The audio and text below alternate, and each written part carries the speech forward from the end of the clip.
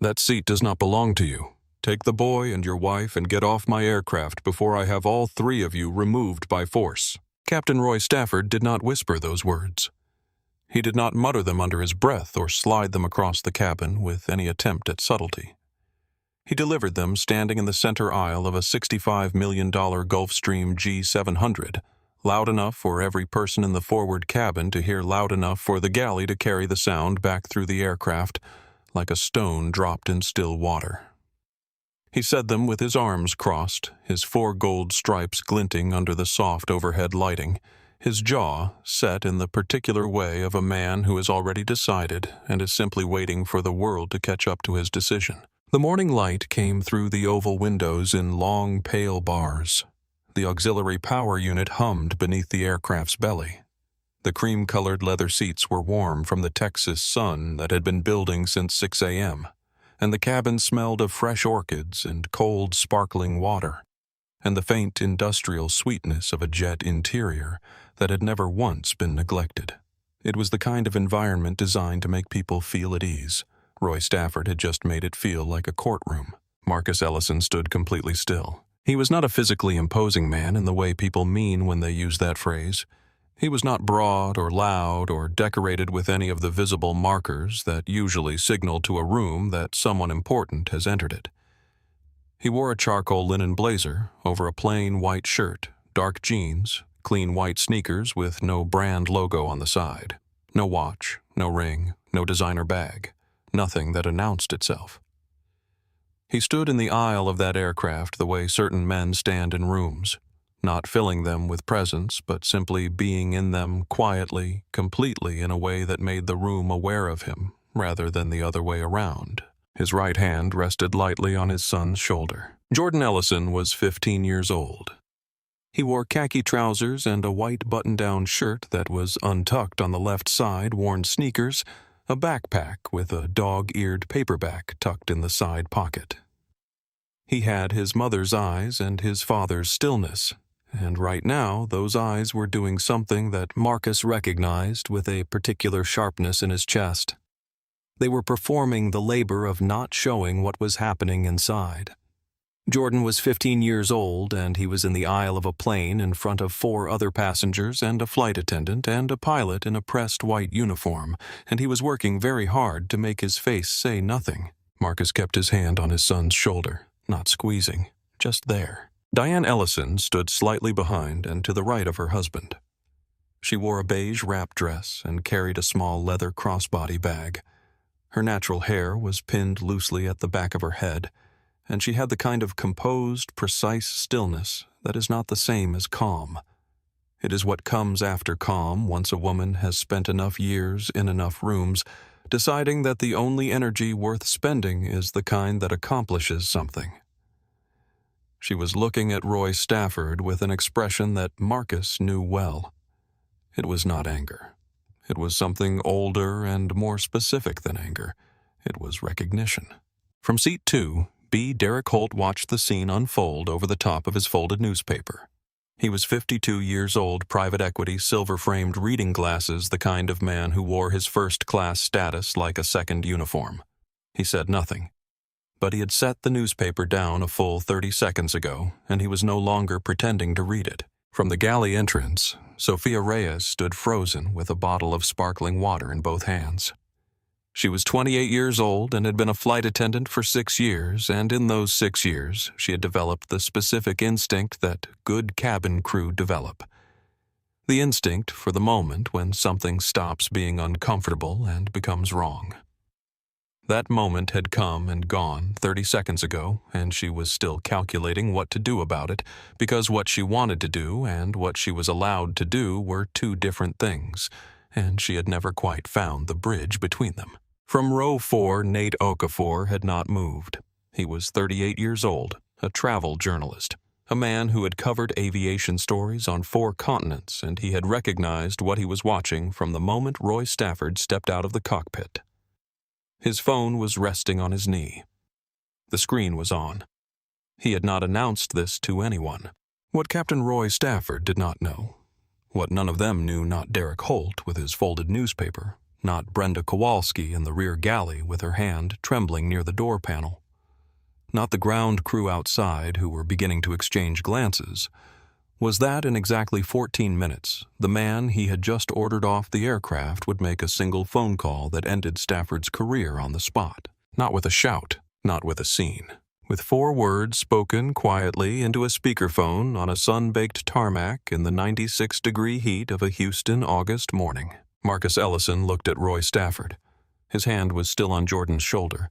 His face showed nothing that Roy Stafford could use. No fear, no confusion, no outrage that could be reframed as aggression. What it showed, if you knew how to read it, was the particular calm of a man who has been here before, who has stood in rooms that tried to make him feel small and discovered each time that the rooms were wrong. A man who had learned at a very specific cost that the loudest thing you can do is nothing. That patience is not passive. That sometimes you let a man build his own gallows because you already know where the wood is coming from. Roy Marcus said, and his voice was so quiet that Stafford had to lean almost imperceptibly forward to hear it clearly. "I'm going to give you one opportunity to reconsider." Stafford did not reconsider, and so it began. "Before we go back to the beginning of this story, before we show you how this morning started and how Marcus Ellison ended up standing in that aisle, I want to ask you something. Have you ever walked into a room that you had every right to be in and felt someone decide you did not belong before you said a single word? Not because of what you did, not because of how you behaved, just because of how you looked. The color of your skin, the clothes you were wearing, the fact that you did not match whatever picture was already in that person's head. If that moment has ever happened to you or to someone you love, then this story belongs to you. Drop a comment below and tell me your city. Tell me if you have been there. Tell me if you have ever had to stand in a room and work to make your face show nothing while something was breaking inside you. Because Marcus Ellison stood in that aisle for a reason that goes far beyond one pilot and one aircraft.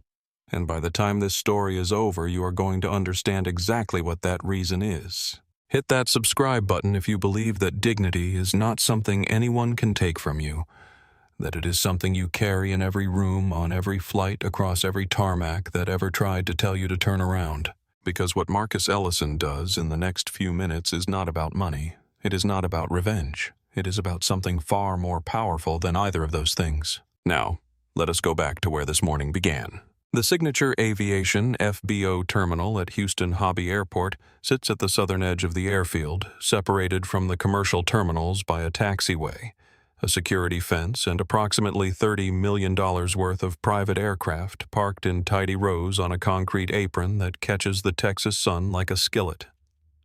On a Tuesday morning in August, with the heat index already climbing past 90 before 8 a.m., the ramp has a particular kind of shimmer.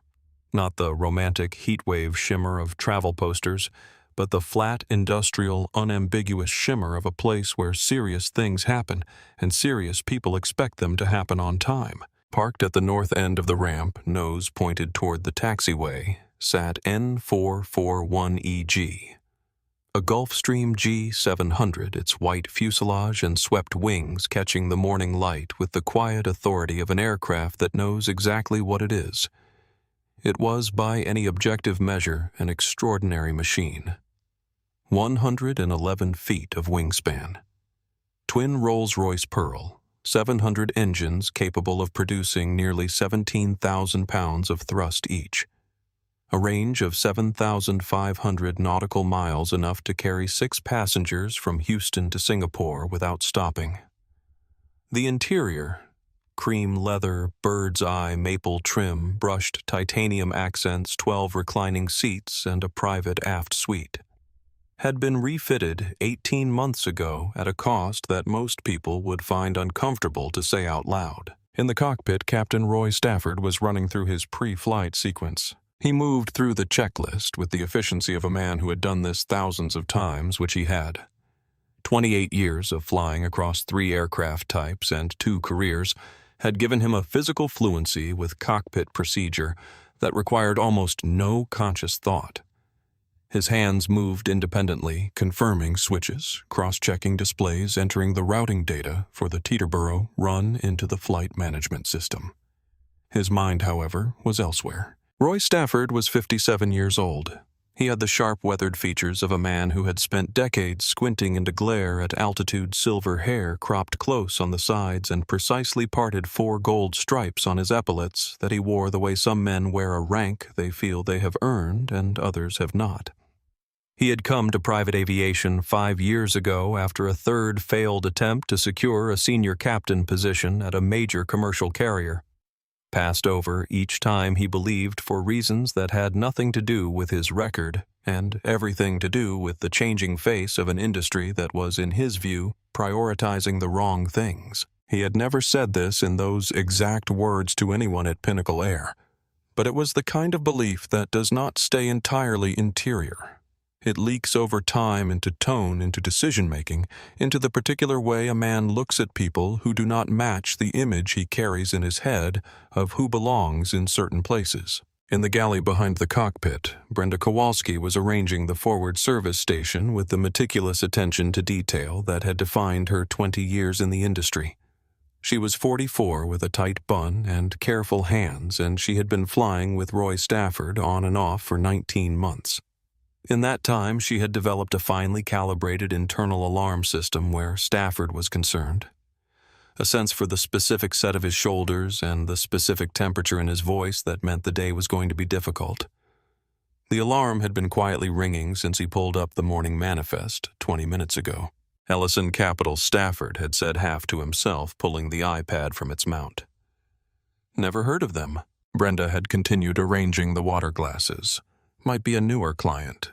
Probably regional money, some tech startup that finally had a good quarter. He set the iPad back. Make sure they understand the cabin protocols before we push back. I do not want people wandering. Brenda had said nothing, but she had glanced at the booking tier on the manifest. Platinum Owner Access. A designation she had never personally encountered in 2 decades of service, a tier so rarely issued that she had to read the descriptor twice to confirm what she was seeing. She had not mentioned it to Stafford. She was not sure why exactly, except that the alarm was ringing, and she had learned that on days when the alarm rang, it was better to say as little as possible and wait to see which way things fell. In the forward cabin, Derek Holt had been aboard for 15 minutes. He had his own ritual. Arrive early, claim the forward starboard seat, spread his reading material across the adjacent surface before anyone else could occupy the territory. Establish his presence as someone who belonged here before anyone else arrived to potentially challenge that assumption. He did this unconsciously, the way a man does things that have always worked. He ordered a coffee from Brenda before the rest of the passengers were even on the ramp, and he sat with his WSJ open and his reading glasses on, looking like a man who found this level of comfort entirely unremarkable because, for Derek Holt, it was. He was not expecting to care much about whoever came through the cabin door next. 20 minutes away on Interstate 10 eastbound in the back of a black Escalade, Marcus Ellison was watching the city thin out as they approached the airport perimeter. The morning was already bright and clear. Jordan had his book open in his lap. Fate is the Hunter by Ernest Gann. Its spine held together with a strip of tape that Jordan had applied himself because he refused to replace a book he loved with a newer copy. But he kept looking out the window, and Marcus could see in the set of his son's shoulders the particular restlessness of a 15-year-old who is trying not to look as excited as he is. G700 has a range of 7,500 nautical miles, Jordan said, not quite to anyone. We could fly to Singapore from here without stopping. We are going to New York, Baby Diane said from beside him, not looking up from her phone. I know. I am just saying we could. Marcus smiled. He looked at his own phone. One message from Raymond Chu, his COO, sent at 7:42. Everything is set. Crew manifest shows standard charter client. No ownership flags visible from their end. Report back after wheels up. Marcus read the message twice, then locked the screen and slipped the phone into the inside pocket of his blazer. He had acquired Pinnacle Air 6 weeks ago. The transaction had moved through 3 holding entities and 2 law firms, and by design it had generated almost no public footprint. He had not announced himself to the staff, had not circulated a memo, had not scheduled a welcome call with the operations team. This was deliberate. In every acquisition Marcus had made in 23 years of building Ellison Capital, and there had been 11 of them across 4 industries. He had applied the same first principle: before you change anything, you go in as nothing and you watch. You see what the company looks like when it is not performing for the owner. You see what the people do when they think nobody important is watching. The aircraft came into view through the Escalade's windshield as they turned off the highway toward the FBO entrance. White fuselage-swept wings, tail number catching the sun. Jordan pressed closer to the window. "There she is," he said. "N441EG. Marcus looked at the aircraft. A $65 million machine, 6 weeks his, sitting on a Texas ramp on a Tuesday morning. "Let's see how she runs," he said. The Escalade rolled through the security gate. The FBO security gate opened before the Escalade had fully stopped. The reader had recognized the vehicle's transponder, and the attendant on duty gave a quick professional wave that said, "We know who this is, and we are ready." The driver pulled forward onto the ramp apron and came to a smooth stop at the base of the air stairs. The ground crew was already in position. There were 2 of them, both in their 20s in matching Pinnacle Air polo shirts with the organized, attentive energy of people who have been briefed and intend to do the job well. The senior of the 2, a young man named Cody, stepped forward and opened the rear door of the Escalade before the driver could reach it. "Good morning, Mr. Ellison." He said it easily, naturally, without the strained formality that sometimes attends the greeting of important people. "We have you loaded. The cabin is ready. Captain is completing pre-flight." "Thank you," Marcus said, stepping out onto the ramp. The heat landed on him immediately. The flat, definitive heat of Houston in August, the kind that does not build but simply is pressing down from a sky that was already a deep, hard blue. He stood for a moment on the concrete, letting his eyes adjust to the full brightness, and looked up at the aircraft. N441EG. The nose was slightly elevated with the aircraft on its landing gear the way Gulfstreams sit on the ground, a posture that always suggested to Marcus that the aircraft was impatient to go somewhere. Diane stepped out beside him.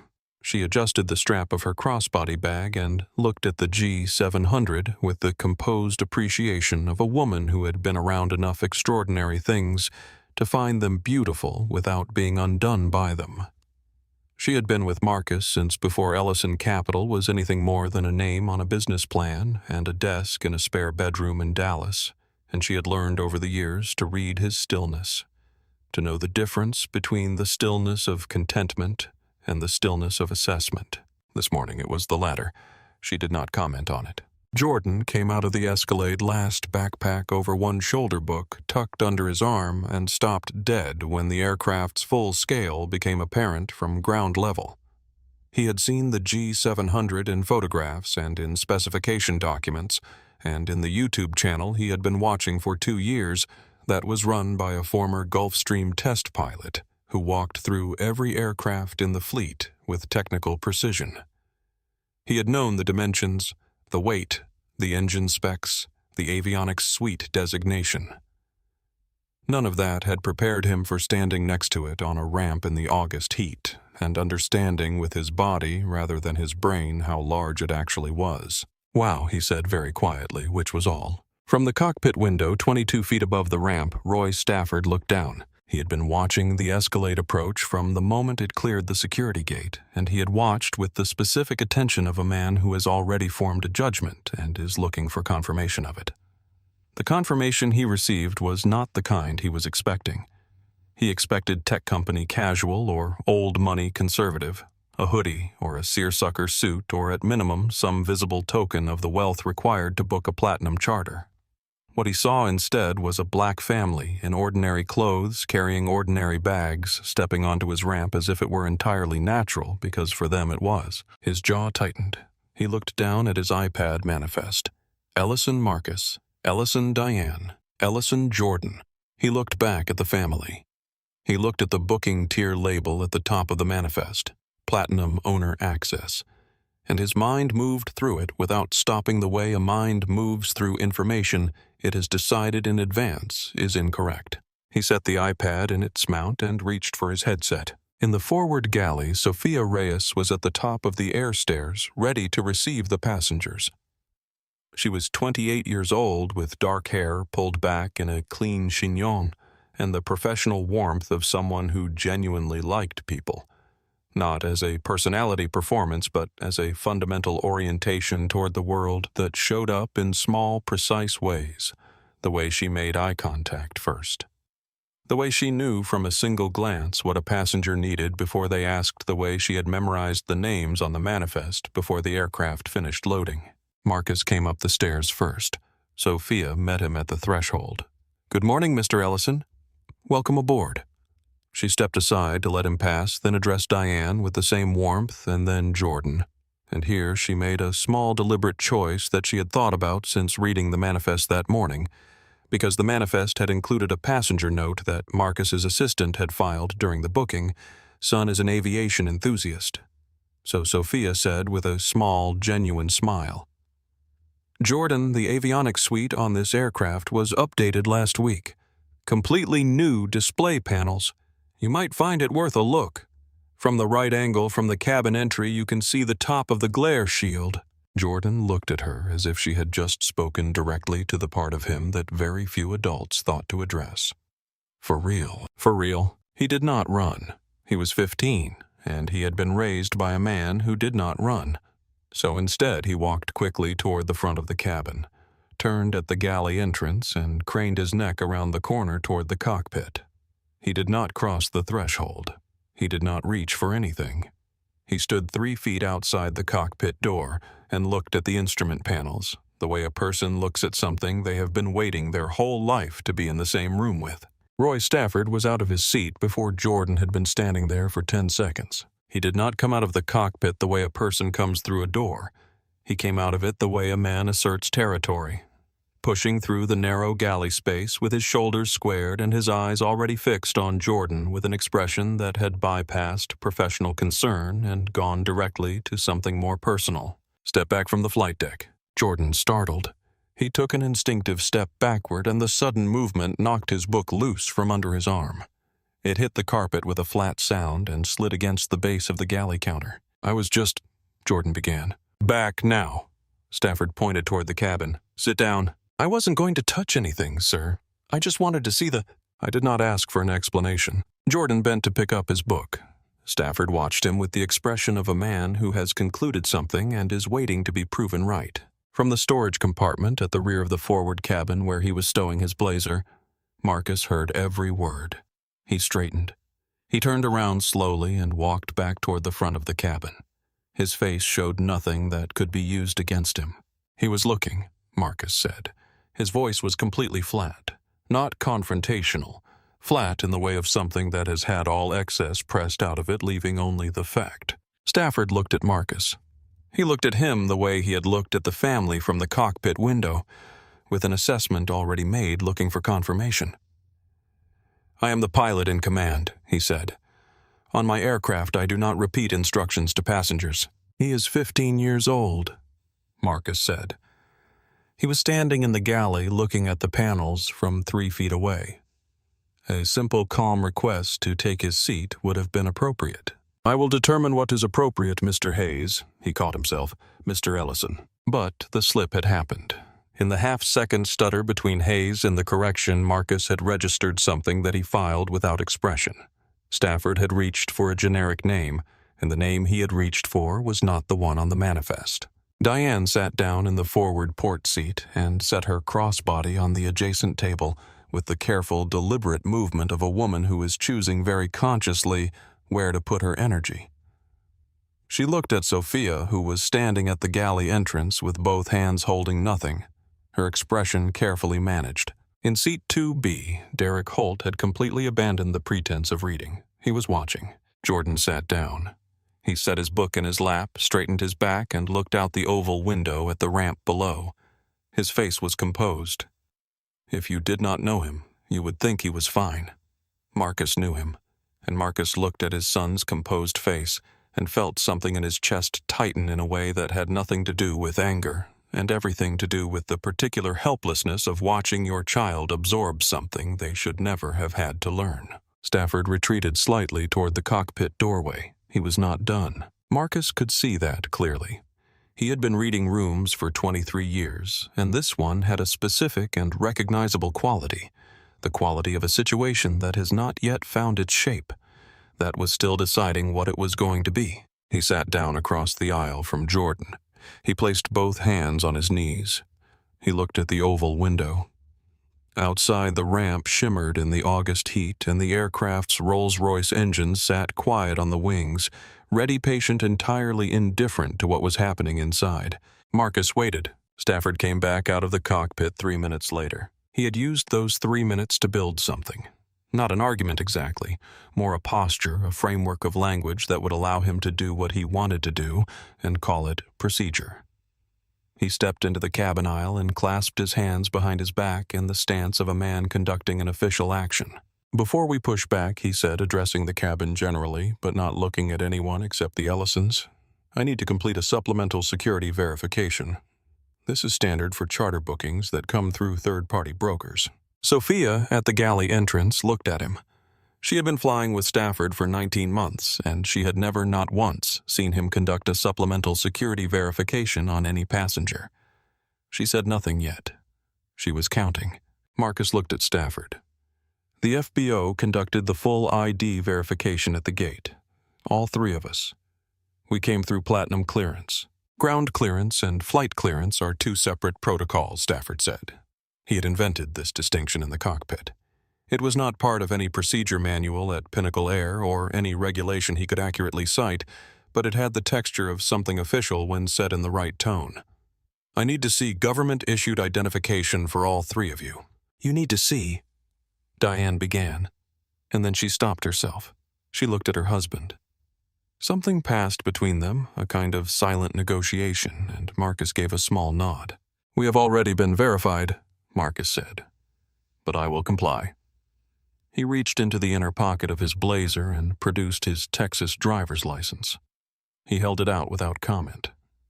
Diane retrieved her own license from her crossbody, and Jordan, without being asked, produced his passport from the front pouch of his backpack. He had been told from the time he was old enough to understand what he was being told to always carry his passport.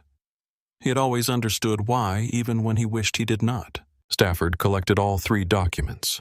He studied them with an exaggerated deliberateness, holding each one up slightly, comparing the photographs, looking from the documents to the faces and back. It was a performance. The performance of a man who wants to find something that is not there. Marcus watched him without expression. Sophia stepped forward. "Captain, I have reviewed the booking tier on the manifest this morning. The Ellison party is registered under Platinum Owner Access, our highest clearance level. Standard procedure for Platinum bookings does not require supplemental ID verification from the crew. The gate team handles the full documentation at ground level." She said it clearly professionally, without accusation. She was not challenging him. She was reminding him of the procedure that existed, that they both knew existed as a professional courtesy before whatever came next. Stafford did not look at her. "Stand down, Reyes. I will manage the manifest." "Captain," I said, "stand down." Sophia stopped. She did not retreat, but she stopped speaking. She stayed exactly where she was, in the galley entrance, both hands at her sides, not blocking and not backing up. Just present. It was the most she could do within the constraints of what her position allowed, and she did it completely. In the aft galley, Brenda Kowalski was reorganizing a tray of glassware that did not need reorganizing. She could hear everything. She had stopped being able to hear anything except the conversation in the forward cabin. In row 4, Nate Okafor shifted in his seat and rested his phone on his knee again. He had been traveling for 2 weeks through 4 cities, and he was deeply tired, but he was also awake in the particular way that journalists are awake when something real is happening in front of them. His phone was recording. He had not announced this. The screen was dark except for the small indicator light that would mean nothing to anyone who glanced at it casually. He opened his notes app and typed quickly without looking down, "Black family. Platinum booking tier. Pilot pulling IDs despite full FBO clearance. FA tried to intervene. Pilot shut her down. White passenger in 2B has not been asked for anything." He paused, then added, "Going live now." He tapped the icon, set the phone back on his knee with the lens angled toward the forward cabin, and typed a caption. "Something is happening at Hobby Airport right now. Watch this space." He had 350,000 followers. Within 90 seconds of the post going up, 400 of them were watching. Stafford handed the IDs back to Marcus. His face was not the face of a man who has found what he was looking for. It was the face of a man who is recalibrating, looking for a different angle. "Names match the manifest," he said. "But I am not comfortable with the nature of this booking. Platinum Owner Access is a tier typically reserved for specific categories of clients. I want to understand the relationship between your party and Ellison Capital Group."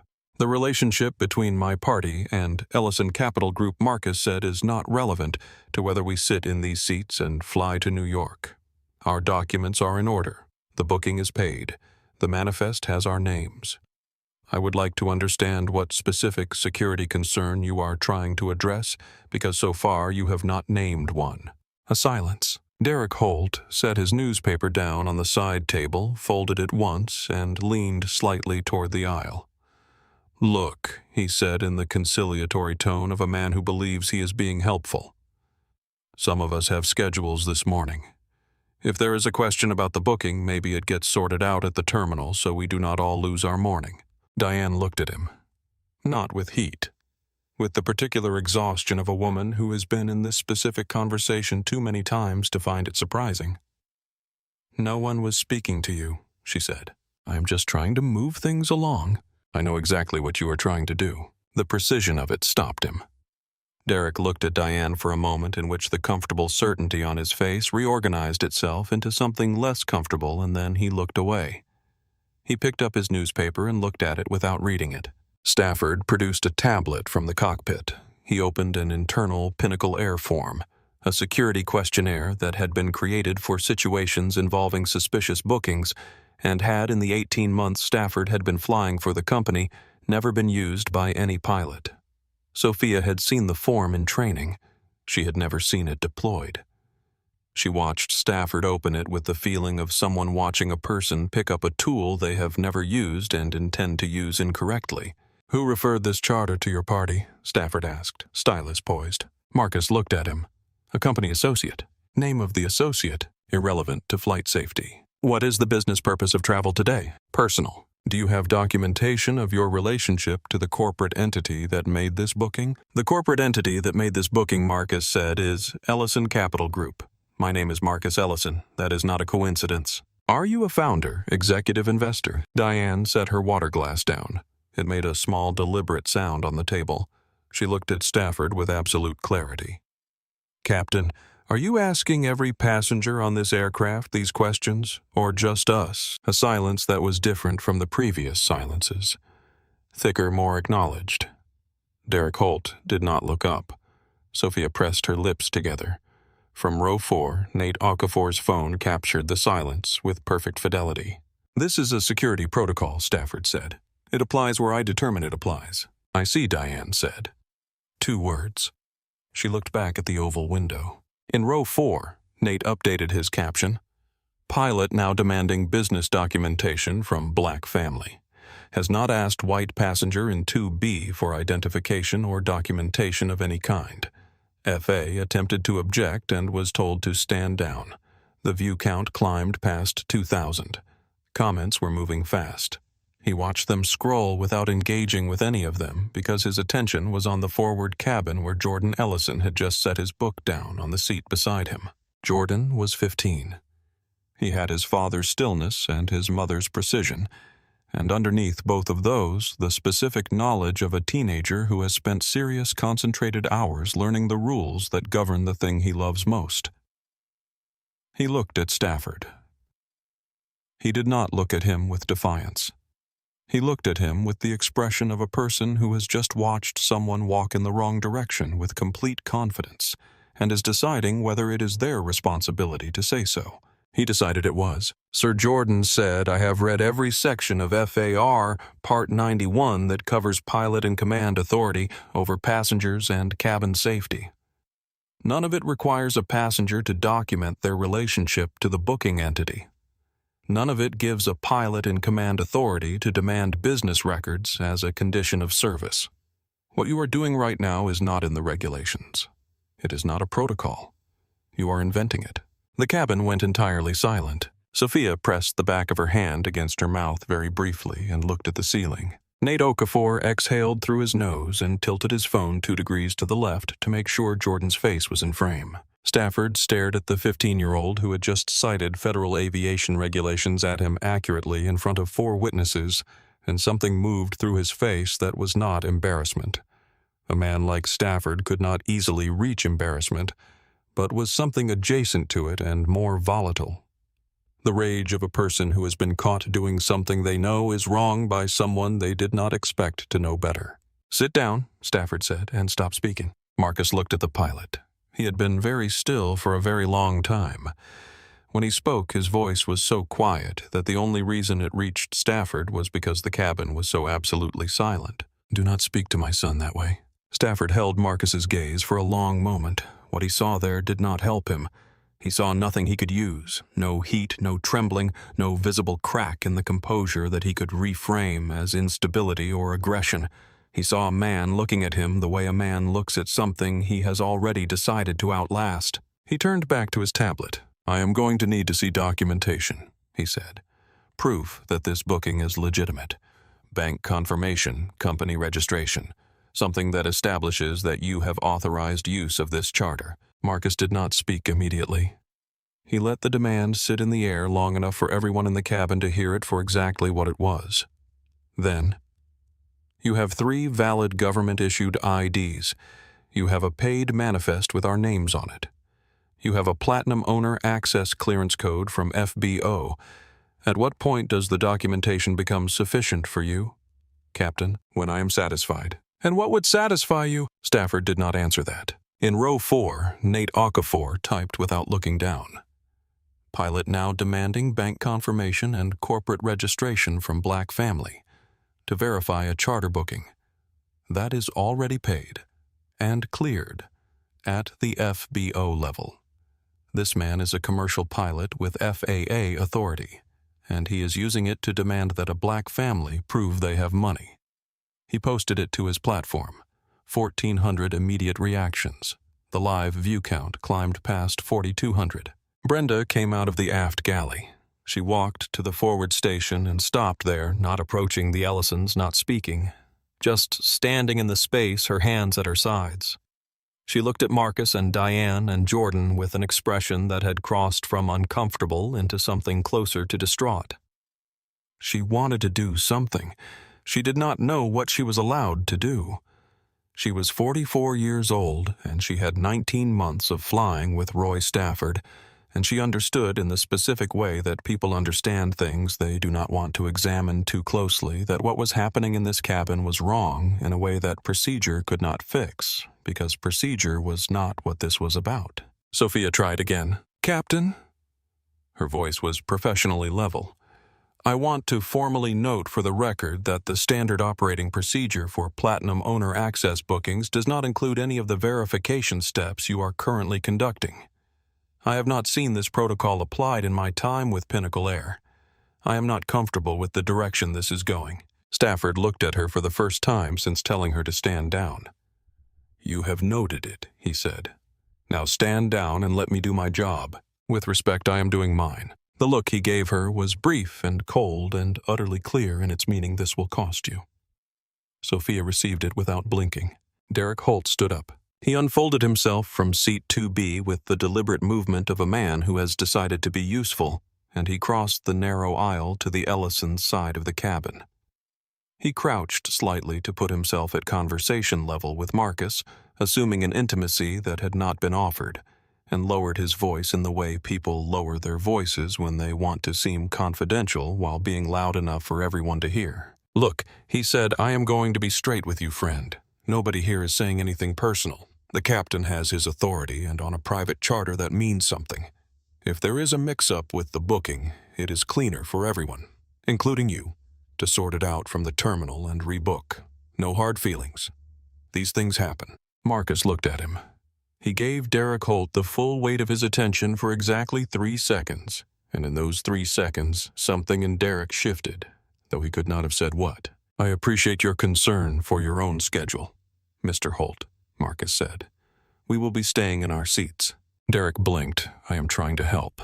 "You are not helping," Marcus said. "You are performing." Derek Holt returned to his seat.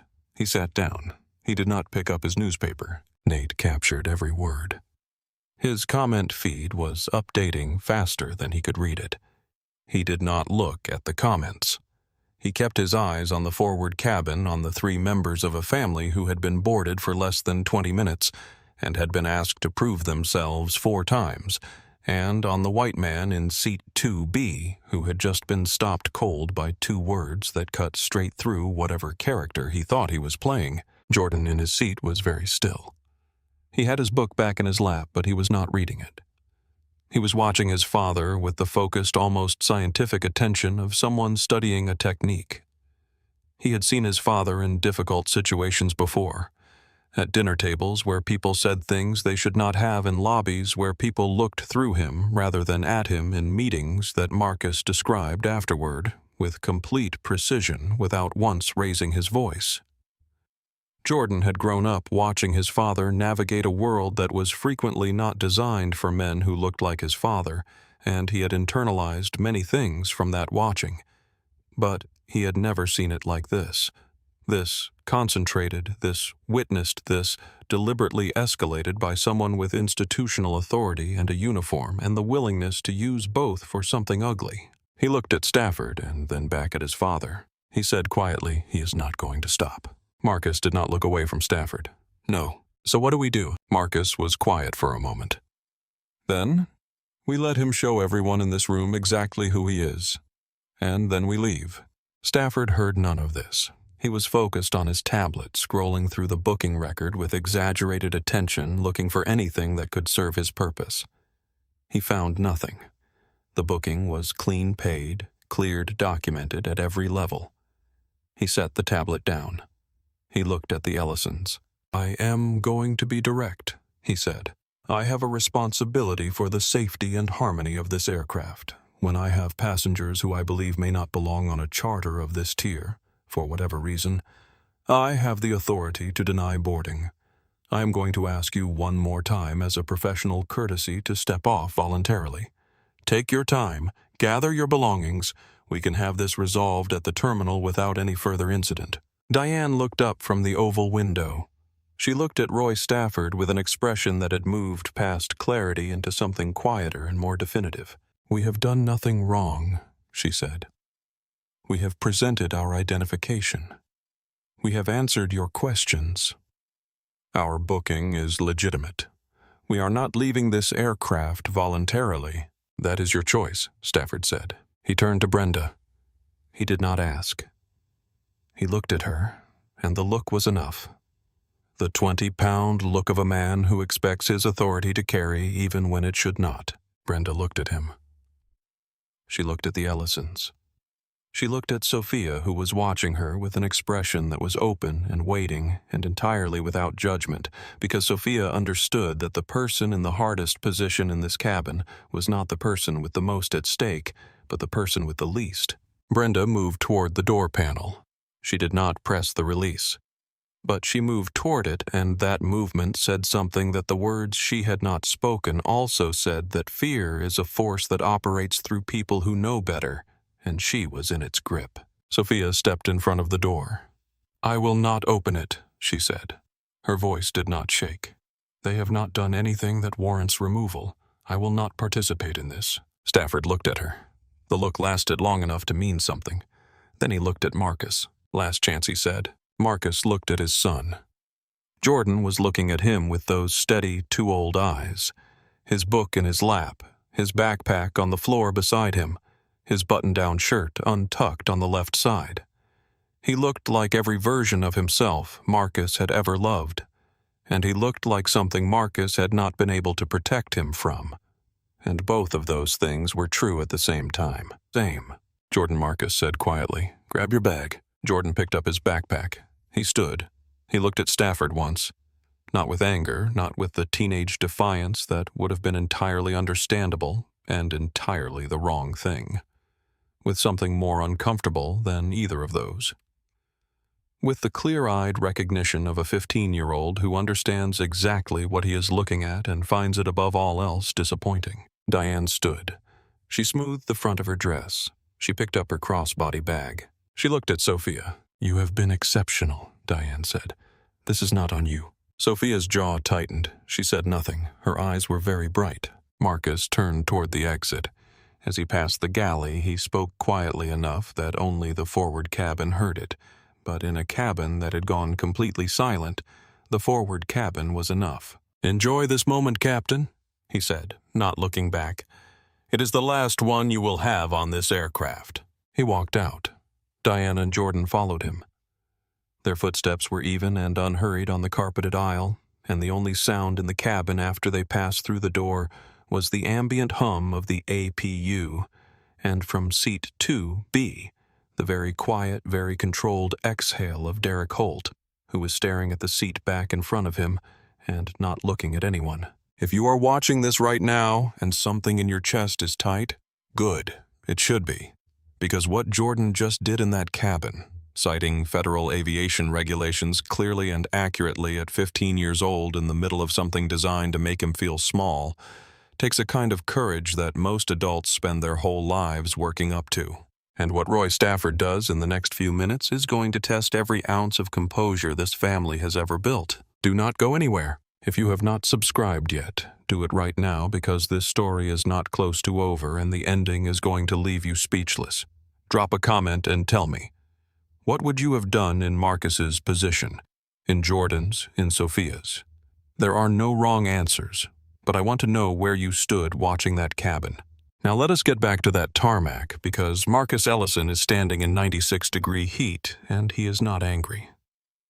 He is thinking. And when this man thinks things change, the heat arrived like a physical event. The door of the Gulfstream G700 was still open behind them, and the cool, conditioned air of the aircraft's interior pressed out into the Texas morning for a moment before the August heat absorbed it entirely. Marcus stepped off the bottom of the air stairs onto the concrete ramp, and the sun landed on him with the full, indifferent force of a Houston August, and he stood still and let it. Stafford appeared at the top of the stairs.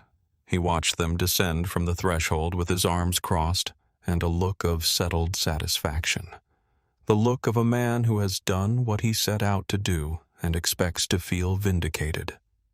The ground crew stood at a confused distance, exchanging glances they did not voice. Marcus stood on the ramp. He stood in the heat and the brightness, and he did not for a moment see the aircraft or the ramp or the terminal building beyond it. He did not see Roy Stafford at the top of the stairs. He saw something else.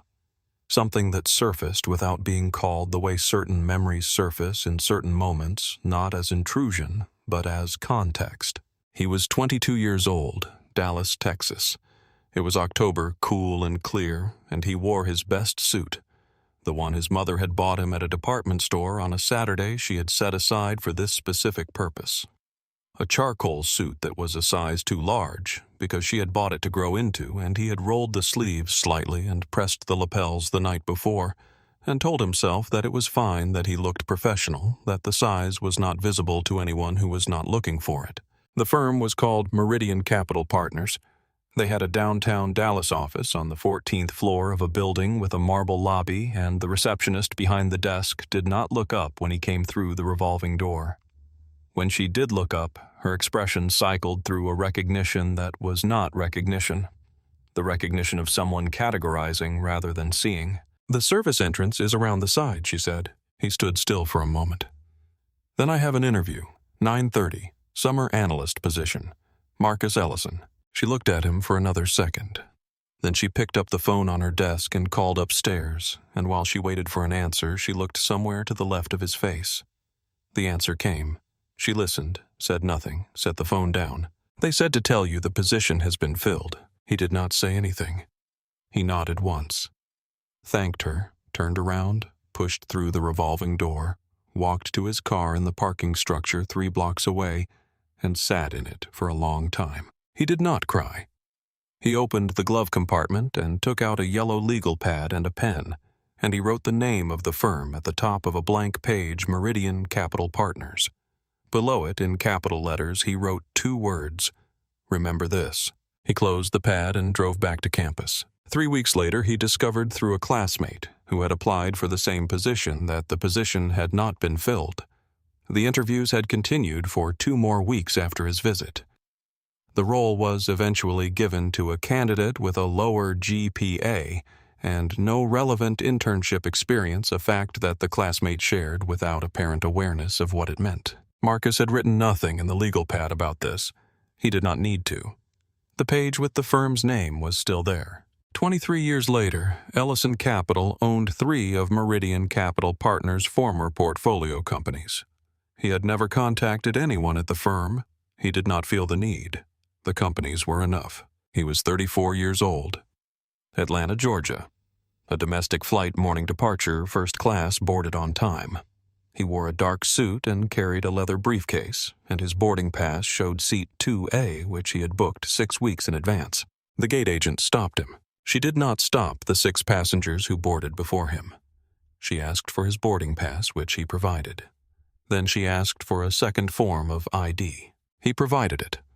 Calmly. His driver's license and his passport, which he had taken to carrying at all times by the time he was 25. He boarded. He found seat 2A. He settled in. The man in 2B looked at him over the top of his reading glasses. A ruddy-faced man, mid-50s, the look of someone who has spent his career being first and expects that to continue, and said in a tone of helpful clarification, "You know, I think first class might be open seating now." Marcus showed him the seat number on his boarding pass. The man glanced at it and looked away. He did not apologize. He picked up his magazine. For 4 hours, Marcus worked.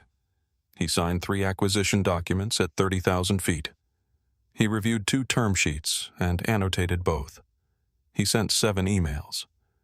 When the flight attendant came through the cabin, she offered a warm greeting to the man in 2B, and when she reached Marcus, offered a greeting that was just slightly cooler, not hostile, not obvious, just slightly less warm in the way that temperature changes slightly in certain rooms. Marcus noticed and did not react and worked another 90 minutes. By the time the plane landed, he had completed everything he needed to do. He had not slept. He had not eaten. He had not done anything except work, because work was the one thing in that cabin that no one else's behavior could touch. Jordan was 12 years old. A school field trip to the Houston Air and Space Museum. A Tuesday, October the good Houston weather, and Jordan had been vibrating with anticipation since the bus left the school parking lot, because the museum had a Lockheed constellation on permanent display, and Jordan had been reading about constellations since he was 9. He stood in front of it. He stood close enough to see the rivets in the fuselage, the flaking paint on the engine nacelles, the worn rubber of the landing gear. He stood with his hands at his sides and his head tilted back, and he looked at it the way a person looks at something that has been real to them for a long time, and is now suddenly actually there. A docent approached. He was in his 60s in the museum's blue polo shirt, and he walked toward the school group with the brisk authority of someone who has done this many times and has a script. He looked at the group. 30 kids, mostly black and Hispanic, from a public school on Houston's east side, and addressed the teacher rather than the students. "Please, make sure the children do not touch the aircraft," he said. "Last time we had a group like this through there was some damage to the landing gear display." Jordan heard every word. He heard a group like this. He heard the space where specificity should have been and was not replaced by that general phrase that meant something particular without saying it. He heard his teacher's careful, professional response. He looked back at the constellation and did not move because it was still the constellation and it was still extraordinary, and he was not going to let a docent in a blue polo shirt take that from him. That night at dinner, he told his father. He was not crying. He relayed the facts in order without embellishment. He had his father's tendency toward precision, even at 12. Marcus listened to the whole thing. He did not interrupt. When Jordan was finished, Marcus was quiet for a moment, and then he said, "Do you know what that man was afraid of?" "Jordan, that we would break something." "No. He was afraid you would love it more than he did. that you would know more than he expected. Some people build walls around the things they care about because somewhere inside them they have decided those things do not belong to everyone. But they are wrong. And the best way to prove it is to know the thing better than they do, which you already do. Jordan had thought about that almost every day since. Marcus blinked. The ramp was in front of him. The sun was the same sun it had been 10 seconds ago. Roy Stafford was still at the top of the air stairs. The ground crew was still standing at a confused and respectful distance. Jordan was beside him, backpack over one shoulder, and Marcus looked at his son's face and found there what he was looking for. Not defeat, not humiliation, not the collapsed expression of a boy who has decided to believe what he has been told. Something steadier than that. Something that had been built over years from materials like yellow legal pads and signed acquisition documents and a Lockheed Constellation and a father who did not teach his son what to feel, but showed him how to hold it. Marcus reached into his jacket pocket for his phone. "Jordan," he said. "Yeah, patience is not passive." Jordan looked at him. He had heard this before. He understood it differently now. "What are we going to do?" Marcus was already dialing. "We are going to let the aircraft tell him first." Back in the cabin, Roy Stafford had returned to the cockpit with the energy of a man who has resolved something. He dropped into the captain's seat, pulled his headset on, and reached for the satellite radio. In the galley, Brenda had stopped reorganizing things that did not need reorganizing and was standing very still looking at the carpet. She had made a choice down there at the door panel. She had moved toward it when Stafford looked at her, and that movement had been enough. She had not opened the door. Sophia had stepped in front of her, and she had not pushed past Sophia. But the movement had been made, and she could not unmake it, and it sat in her chest like something with a specific weight. Sophia was at the forward service station, facing away from the cabin, making no noise. She was doing the thing she did when she needed to be very still. She was counting her breaths. In for 4, hold for 4, out for 4. She had been doing this since she was 7 years old, and her mother had taught her that the body will follow the breath if you give it long enough. Derek Holt was in his seat. He had his WSJ folded in his lap and his reading glasses on, but he was not reading.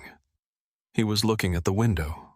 Outside, through the oval porthole, he could see the tarmac where the Ellison family was standing in the heat. He watched them without expression. Then he took his glasses off and put them in his breast pocket and looked at his hands. From row 4, Nate Okafor had quietly deplaned. He had not made a scene of it.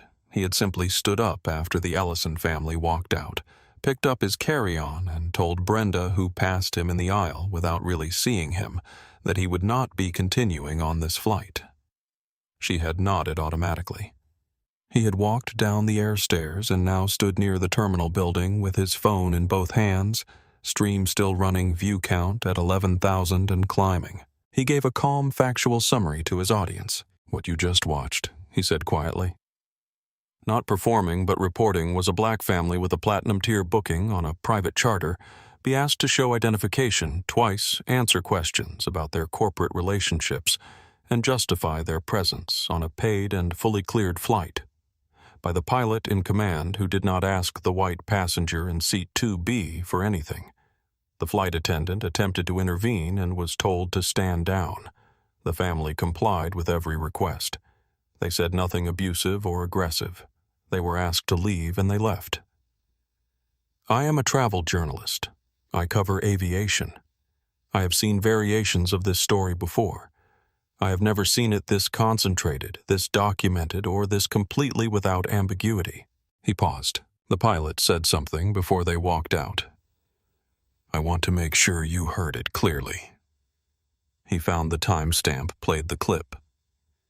Stafford's voice over the ambient hum of the cabin. Some people just do not know where they belong. He posted it without a caption. Within 4 minutes, it had been shared 2,200 times. Back on the tarmac, Stafford appeared at the top of the stairs one more time. He had come down to be certain. Certain they were actually leaving, certain the ground crew was pulling the luggage, certain that the situation was resolving in the direction he had sent it. He stood at the threshold of the aircraft door with his arms crossed and watched the Ellison standing 30 feet away. and what he felt in that moment was the intoxicating, uncomplicated relief of a man who believes he has won. He had been right. They had not belonged. He had known it from the moment the Escalade pulled through the gate, and he had acted on that knowledge, and they were standing on the tarmac in the August heat while his aircraft sat ready behind him. And that was the outcome he had expected, and it had come exactly as expected. He called down to the ground crew, "Pull their bags from the hold and bring them up to the ramp. I am going to call dispatch and let them know we need to rebook this leg." The ground crew member, a young man named Eddie, 23 years old, who had been working the ramp for 8 months, and who had watched the entire departure from a distance of 40 feet, and had not said anything because it was not his place, nodded and moved toward the cargo hold without looking at Stafford. Stafford went back inside. He called Brenda on the intercom. "Let's get the cabin reset," he said. "Dispatch is handling alternate passengers. We might be delayed 40 minutes, maybe less.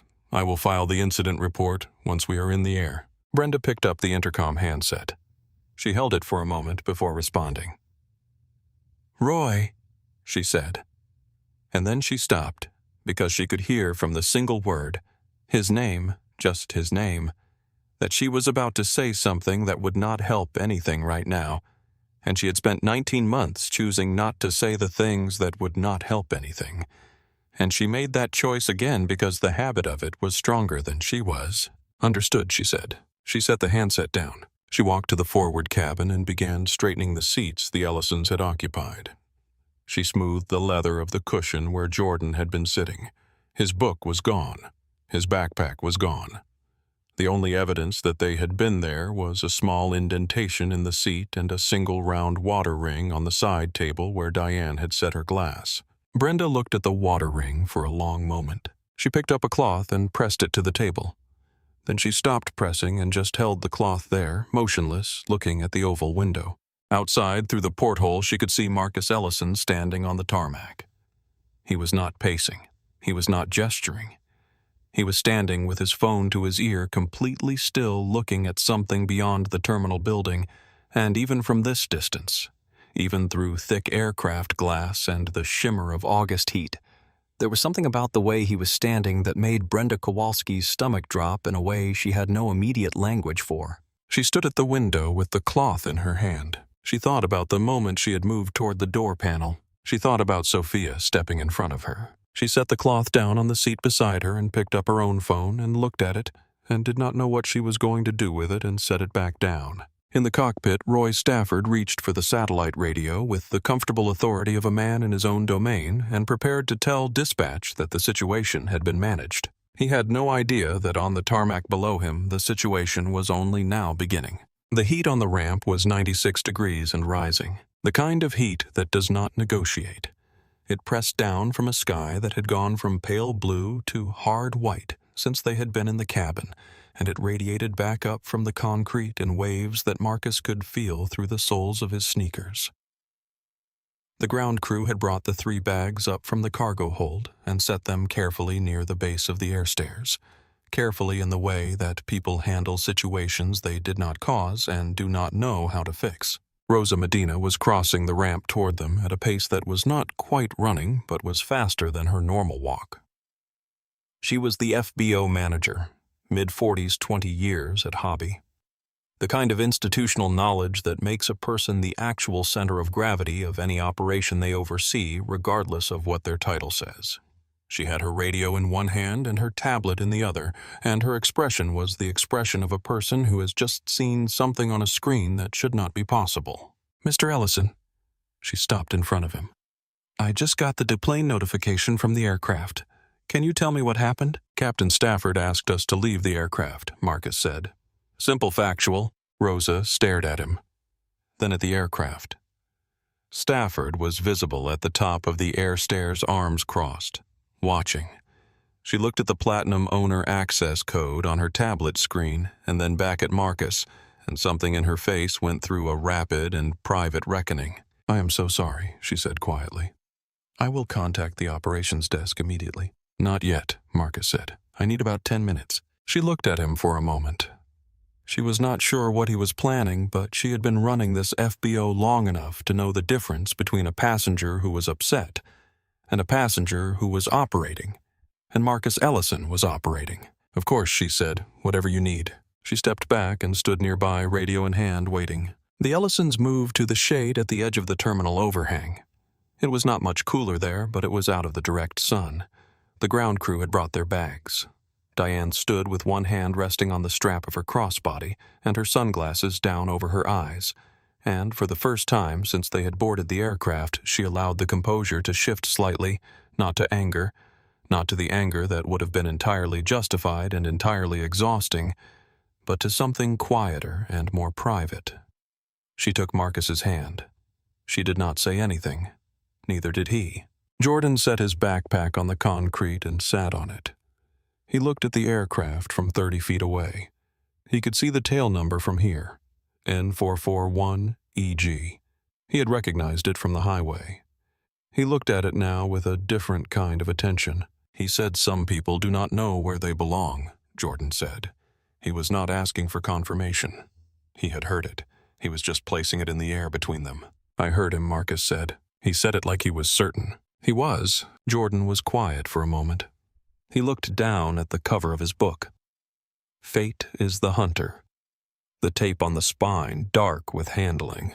"Doesn't it make you want to—" He stopped. "Yes," Marcus said. Every time. Jordan looked up. "Then how do you not?" Marcus looked at his son. He thought about how to answer this because there were several true answers and only one of them was useful right now. Because the moment you match his temperature, he said, you are playing his game. And his game is designed so that you cannot win. The rules are written that way. So I do not play his game. "Then what do you play?" "Mine." Marcus reached into his jacket for his phone. "I designed mine, and I have never lost at it." Jordan looked at his father's hands. The phone, steady, unlocked, already navigating to a contact. He looked at the aircraft again. Then slowly he nodded. Near the terminal fence, Nate Okafor was still live. His view count had passed 17,000. He was not narrating now. He was simply holding the phone steady, letting the footage do the work because what was happening on this ramp was self-describing. The family in the shade, the aircraft in the sun, the pilot at the top of the stairs with his arms crossed looking like a man who believes the situation has resolved in his favor. Nate typed a caption update. "Family has been removed from the aircraft. They are standing on the tarmac in 96-degree heat. The pilot is still at the top of the stairs. The flight attendant who tried to intervene has not come out. I am not leaving this ramp." His comment feed was a river. He caught 3 words in passing. "Who is he?" He did not know. He typed, "I don't know," but watch what he does next. Brenda appeared at the top of the air stairs. She came down slowly, one step at a time, not looking at the Ellisons directly, until she was on the ramp level and had nowhere to redirect her attention. She stopped 6 feet from Diane. "I am sorry," she said. Her voice was not steady. "I know that is not enough. I moved toward that door and I should not have done that. I am sorry." Diane looked at her. The sunglasses made it hard to read her expression, but her voice when she spoke was not unkind. "I know," she said. "I could see that you knew it was wrong. That matters. It does not fix it. But it matters." Brenda pressed her lips together and nodded. She stood there for another moment as if she was not sure whether she had permission to leave, then walked back toward the terminal building, not toward the aircraft. She was not going back up those stairs. At the top of the air stairs, Stafford was on his radio to dispatch. He was giving a clean, confident version of events. Security concern uncooperative passengers exercised pilot and command authority under Part 91, with the practiced fluency of a man who has learned that authority is often conferred on whoever speaks with the most certainty. He had no reason to believe this version would be questioned. In his experience, it never was. On the ramp, Marcus lifted his phone to his ear. It rang once. "Marcus." Raymond Chu's voice, warm, professional, already attentive. "I was wondering, how is the G700 treating you?" "Beautiful aircraft," Marcus said. "We did not get to fly on her." A silence. "Then talk to me." Marcus talked.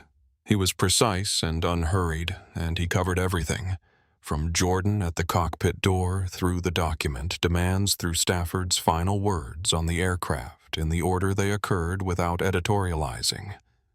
When he finished, he heard Raymond exhale through the phone. "All right," Raymond said. His voice had moved from warm to operational. "What do you need?" "Two things," Marcus said.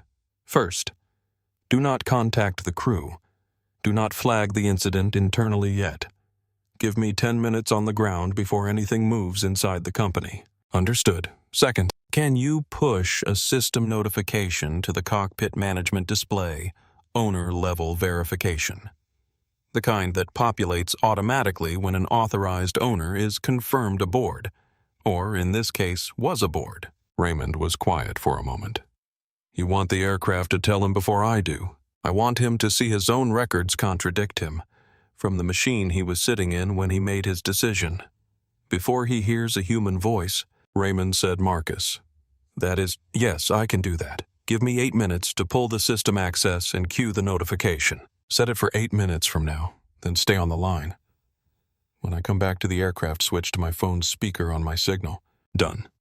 A pause. "Marcus." "Yeah, I am sorry this happened." Marcus looked across the ramp at the aircraft, at N441EG gleaming in the August suntail number legible from here. "It is not the first time," he said.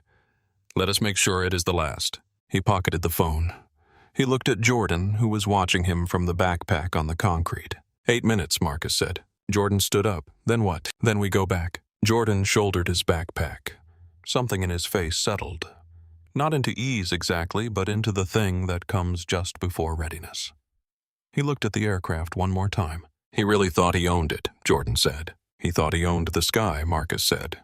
"He never understood that the sky has always belonged to someone else." He turned to Rosa, who was still standing nearby with her radio and her tablet and her waiting. "I need a ground cart," he said. "Just a standard ramp cart, not the Escalade." Rosa blinked. "A maintenance cart." "Yes." She looked at him for a moment, and then something in her expression shifted into comprehension. The specific comprehension of a person who has just understood what is about to happen and finds it quietly entirely correct. "I will have one up in 3 minutes," she said. The notification that appeared on the cockpit management display of N441EG at 8:43 a.m. was not dramatic. It did not flash or pulse or accompany itself with any of the alert tones that the display used for weather deviations or systems anomalies. It appeared in the same clean font that the display used for all owner-level communications in the quiet corner of the screen reserved for administrative notices, and it read, "Owner Access Verification, N441EG, Registered Beneficial Owner, Ellison, Capital Group LLC, Primary Authorized Traveler Marcus T. Ellison, Access Tier Platinum Owner, Unrestricted Status, Active Aboard/Departed Involuntarily, Incident Flag Logged, Reference PIN-0847. Roy Stafford was midway through his incident report when the notification populated. He was writing the phrase, "Passengers failed to provide satisfactory documentation of booking authorization," when the display updated in his peripheral vision, and he looked over at it. He read it once. He read it a second time, more slowly. His stylus stopped moving. He read the words "departed involuntarily," and then 3 lines above "beneficial owner," and then the company name, Ellison Capital Group, LLC. And he looked at the manifest on his iPad where the booking was listed under Ellison Capital Group, and the name at the top of the passenger list was Marcus T. Ellison, and he had looked at that name this morning, and his mind had moved through it and decided it meant something ordinary. The display was telling him something different. His hands went still on the yoke. He stared at the screen. In the aviation world, the owner-level management system was not the kind of thing that made errors. It was not the kind of system that populated false information. It pulled from the company's master registry, and the master registry said what it said, because the lawyers who had drafted the acquisition documents 6 weeks ago had filed them correctly, and the system that reflected those documents was doing its job. The system was doing its job. Roy Stafford had not done his. He reached for the dispatch radio with hands that were not entirely steady. He bypassed his usual channel and called the main Pinnacle Air operations line directly. "Pinnacle Ops. This is N441EG at Hobby. I have a system notification on the ownership display that I need someone to clarify. The dispatcher on duty, a woman named Linda who had worked Pinnacle's Houston desk for 4 years, looked at her own screen when the call came in. She had already seen the incident flag. She had already seen the ownership verification notification. She had already spent 2 minutes wondering how to phrase what she was going to say to whoever called about it. She took a breath. Captain Stafford, she said that notification is an automatic flag triggered by an owner-level incident. The ownership record it is referencing is current and verified. For clarification on anything in that record, you would need to speak directly to COO level. A pause. Who is the owner? A longer pause. Sir, I think you need to call Mr. Chu. Stafford set the handset down. He sat in the cockpit of the aircraft, and the cockpit which had always felt like the most certain place in his world. The place where his authority was absolute, where his knowledge exceeded everyone else's, where Roy Stafford was unambiguously in command. Felt for the first time in his 5 years with Pinnacle Air uncertain. He called Raymond Chu. Raymond answered on the second ring. Captain Stafford, he said in a voice that was entirely composed and entirely cold. Mr. Chu, sir, I have a system notification that I wanted to make sure I understood correctly before. Roy Raymond said, Stop talking, listen. Stafford stopped. Pinnacle Air was acquired 6 weeks ago through a holding entity called Ellison Capital Group. The acquisition was finalized, the papers were filed, and Marcus T. Ellison became the sole beneficial owner of this company and every asset in its fleet, including N441EG, the aircraft you are currently seated in. He is a silent owner by choice.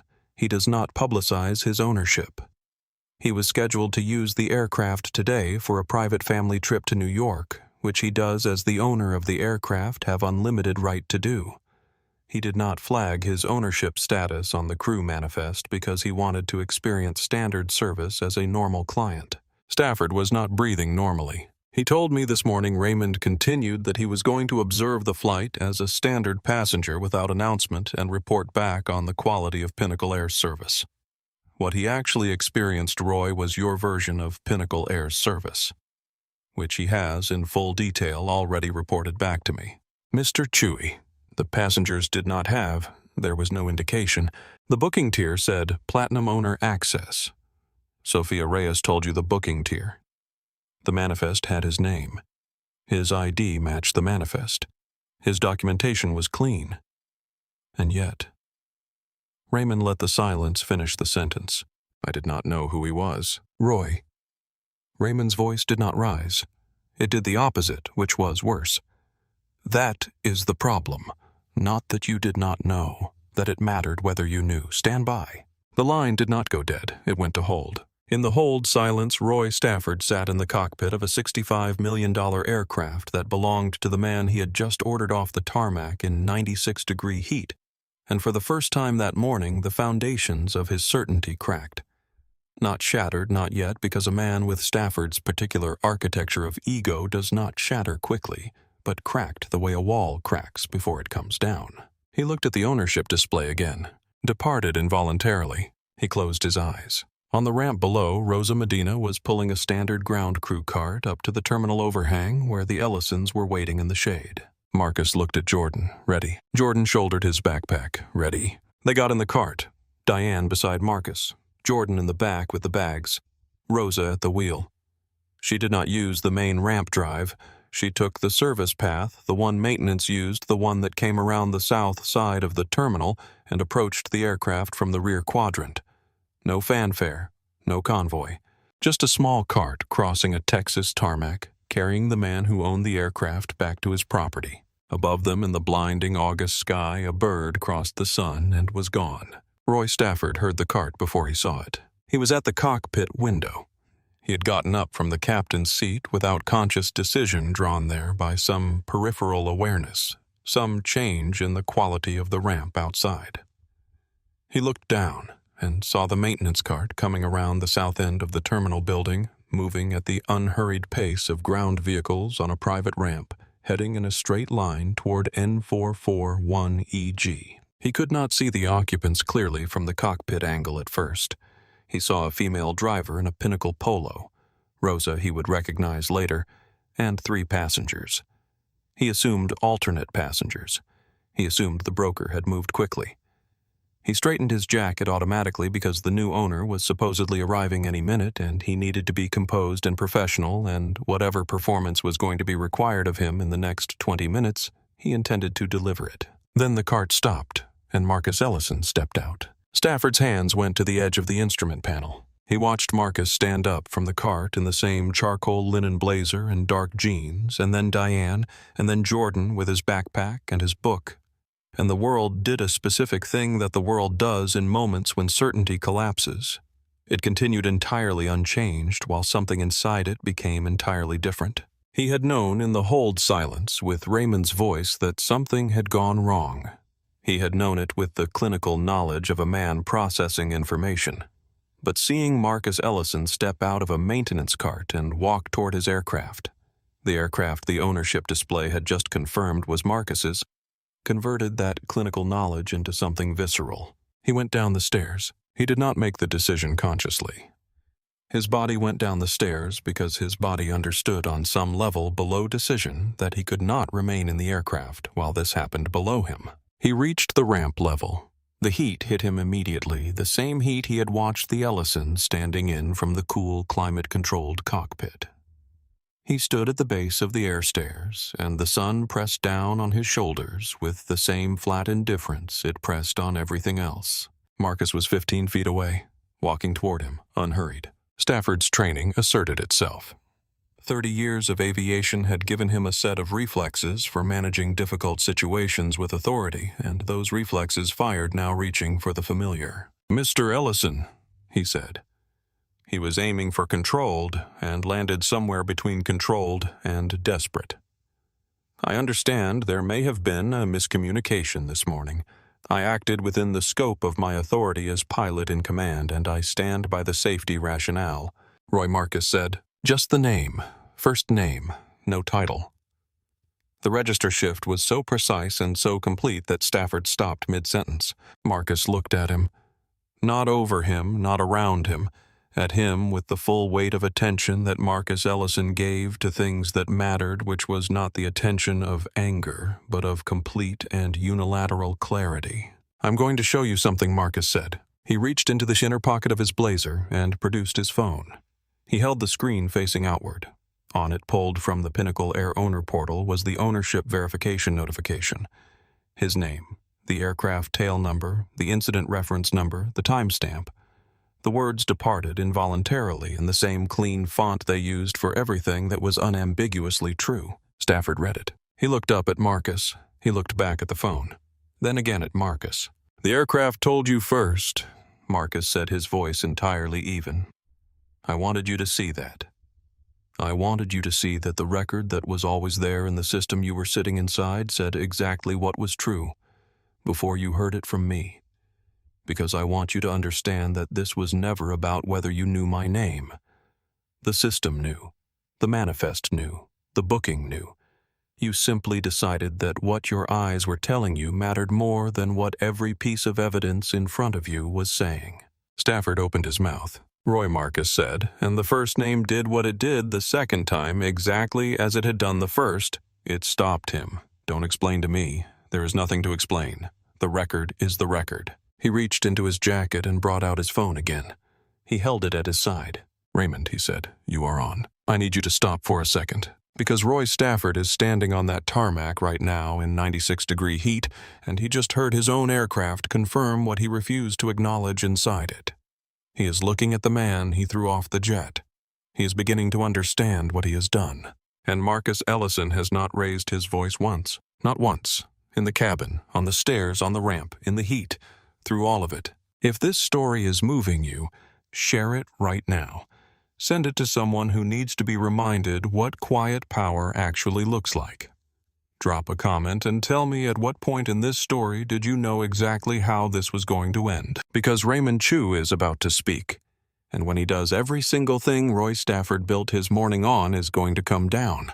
Stay with it. You have earned this part. Raymond Chu's voice came through the phone speaker, clearly landing on the ramp between the two men with the flat, impartial authority of something that does not need to shout to be believed. Captain Stafford Raymond said, "I am going to ask you to listen carefully because I am going to say this once." Stafford was looking at the phone in Marcus's hand. He was looking at it the way a person looks at something they understand is about to change everything. "I am Raymond Chu, Chief Operating Officer of Pinnacle Air. I have been on this line for the last 18 minutes. I heard your conversation with dispatch. I heard your call to me from the cockpit. And I have been listening on speaker from this phone since Mr. Ellison walked back onto this ramp. I want you to understand that the record of this conversation is complete." Stafford's face had gone a color that was not its usual color. Under the August sun, with the sweat darkening the collar of his pressed white shirt, he looked older than his 57 years. "The man standing in front of you," Raymond continued, "is Marcus Thomas Ellison. He is the founder and principal of Ellison Capital Group, which completed a full and legal acquisition of Pinnacle Air Holdings 6 weeks ago. As of that acquisition, every aircraft in Pinnacle Air's fleet, including the Gulfstream G700 tail number N441EG that you are currently standing next to, is the personal property of Ellison Capital Group. Mr. Ellison is its sole beneficial owner." A sound came from Stafford, not a word.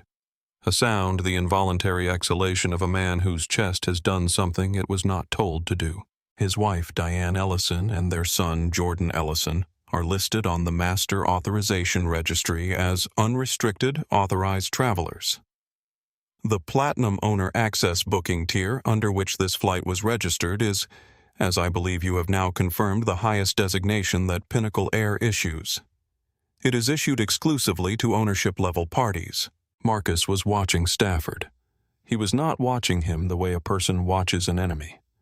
He was watching him the way a person watches something they have been carrying for a long time and have finally, after everything, set down. "You removed the owner of this company," Raymond said, his wife and his 15-year-old son, from a plane they own.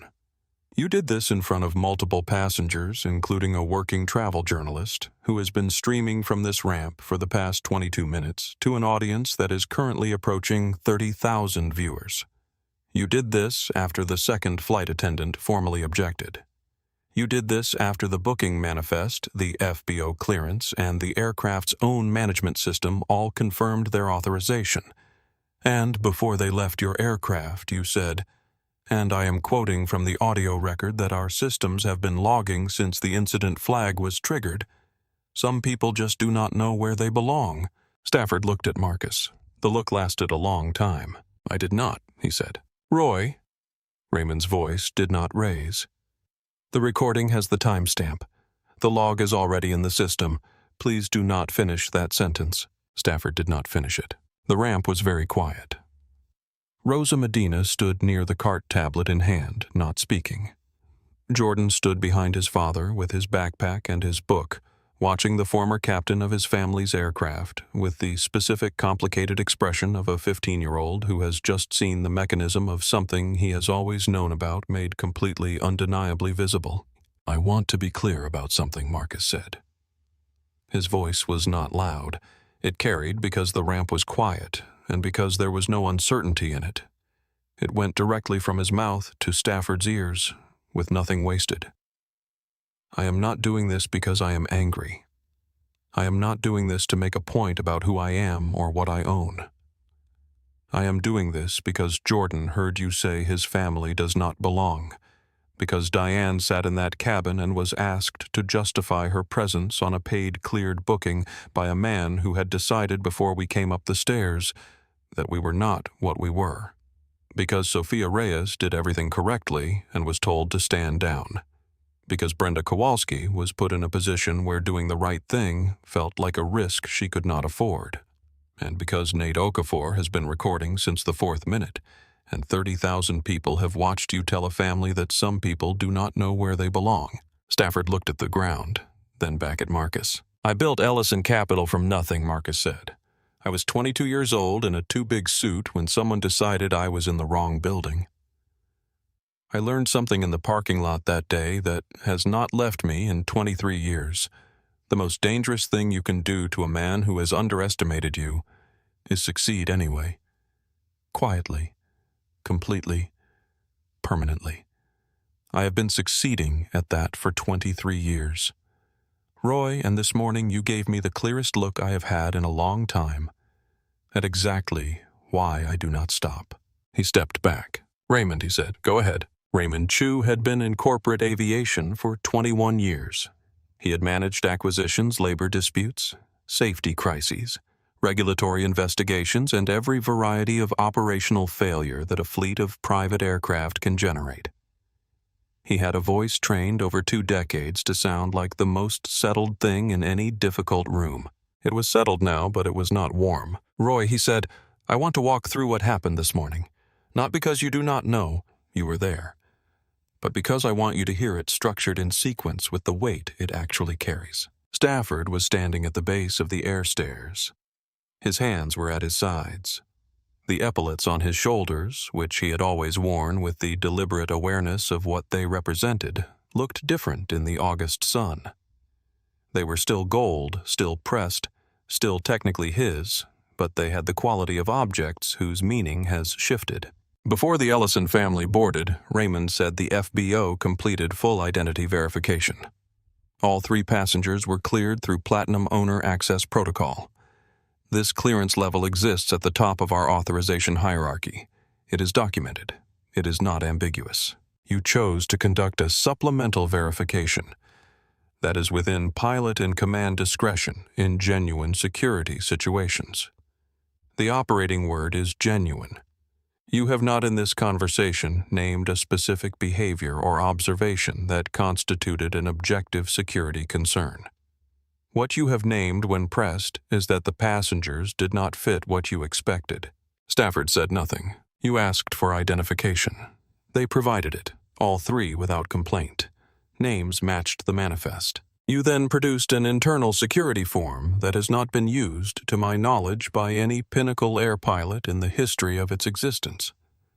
You used it to ask a black family to document their corporate relationships, explain the business purpose of their private travel, and justify their connection to the entity that made their booking. You did not ask the white passenger in seat 2B for any documentation. When your flight attendant, Sophia Reyes, performing her role correctly, formally objected to your conduct and noted that it fell outside standard procedure for the booking tier, you told her to stand down.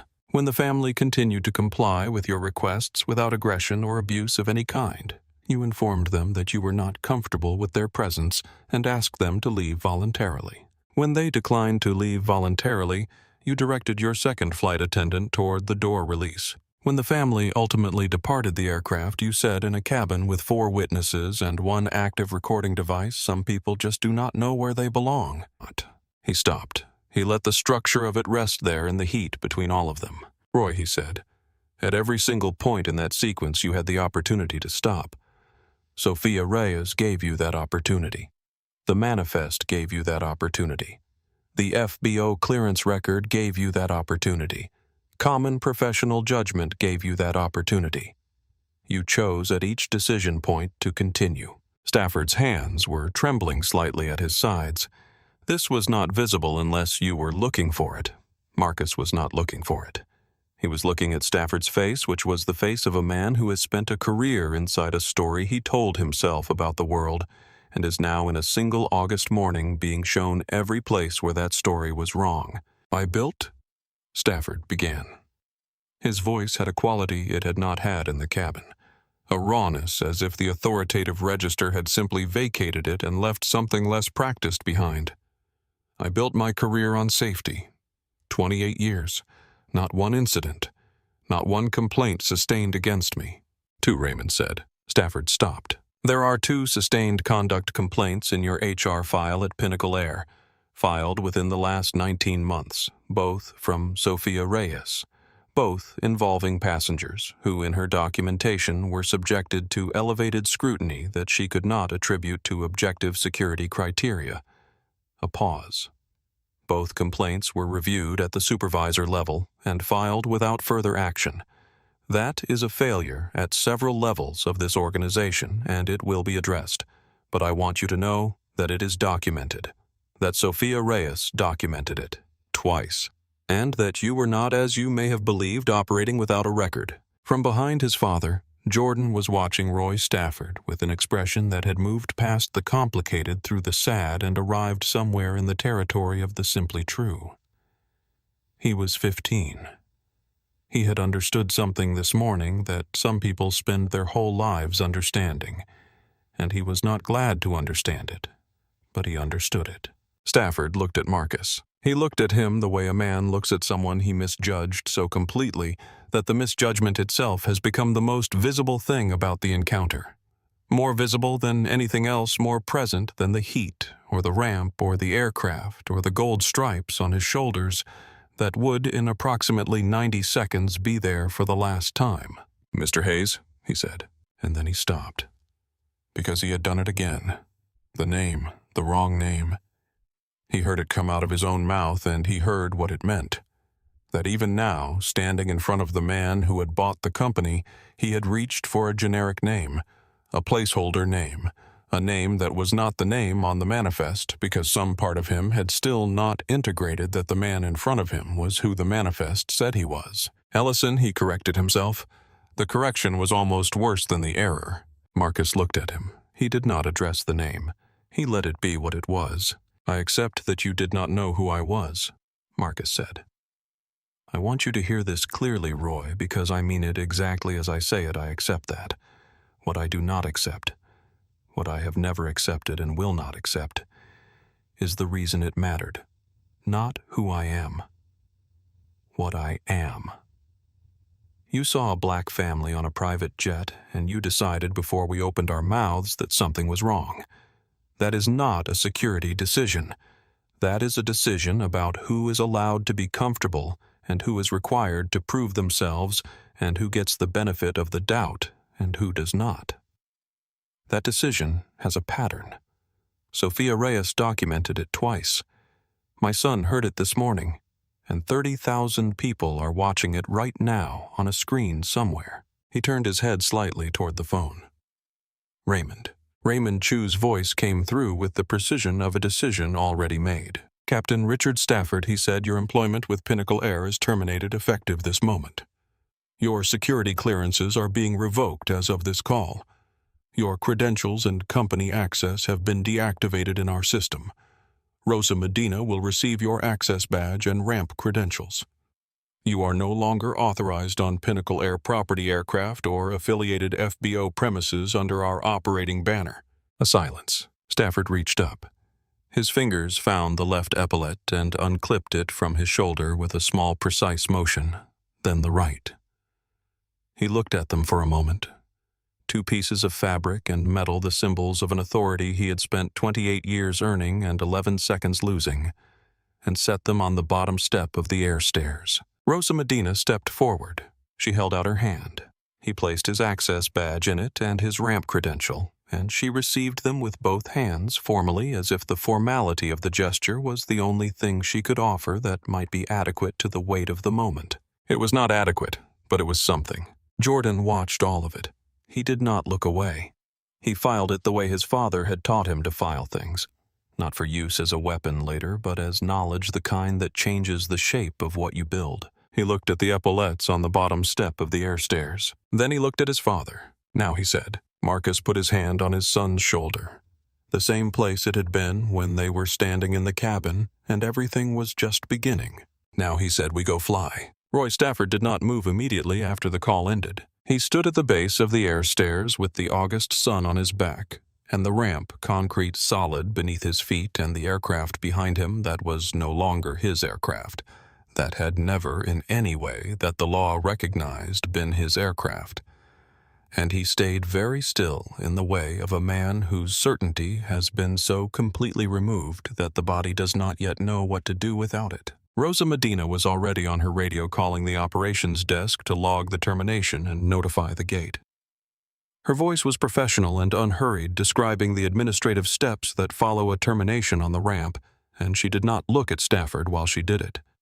Not out of cruelty, out of respect for the fact that some things are private even when they happen in public. Marcus had already turned back to the cart. He spoke quietly to Rosa, asking her to get the bags back to the aircraft, and Rosa flagged Eddie on the ground crew, who moved without question, because he had understood enough of what he had seen over the last 30 minutes to be very clear about who he was helping. It was Derek Holt who came down the stairs next. He had watched the ramp confrontation through the oval window of Seat 2B, unable to hear the words but able to read the shapes of the conversation, the stillness of Marcus, the collapse of Stafford, the phone extended in one hand like evidence.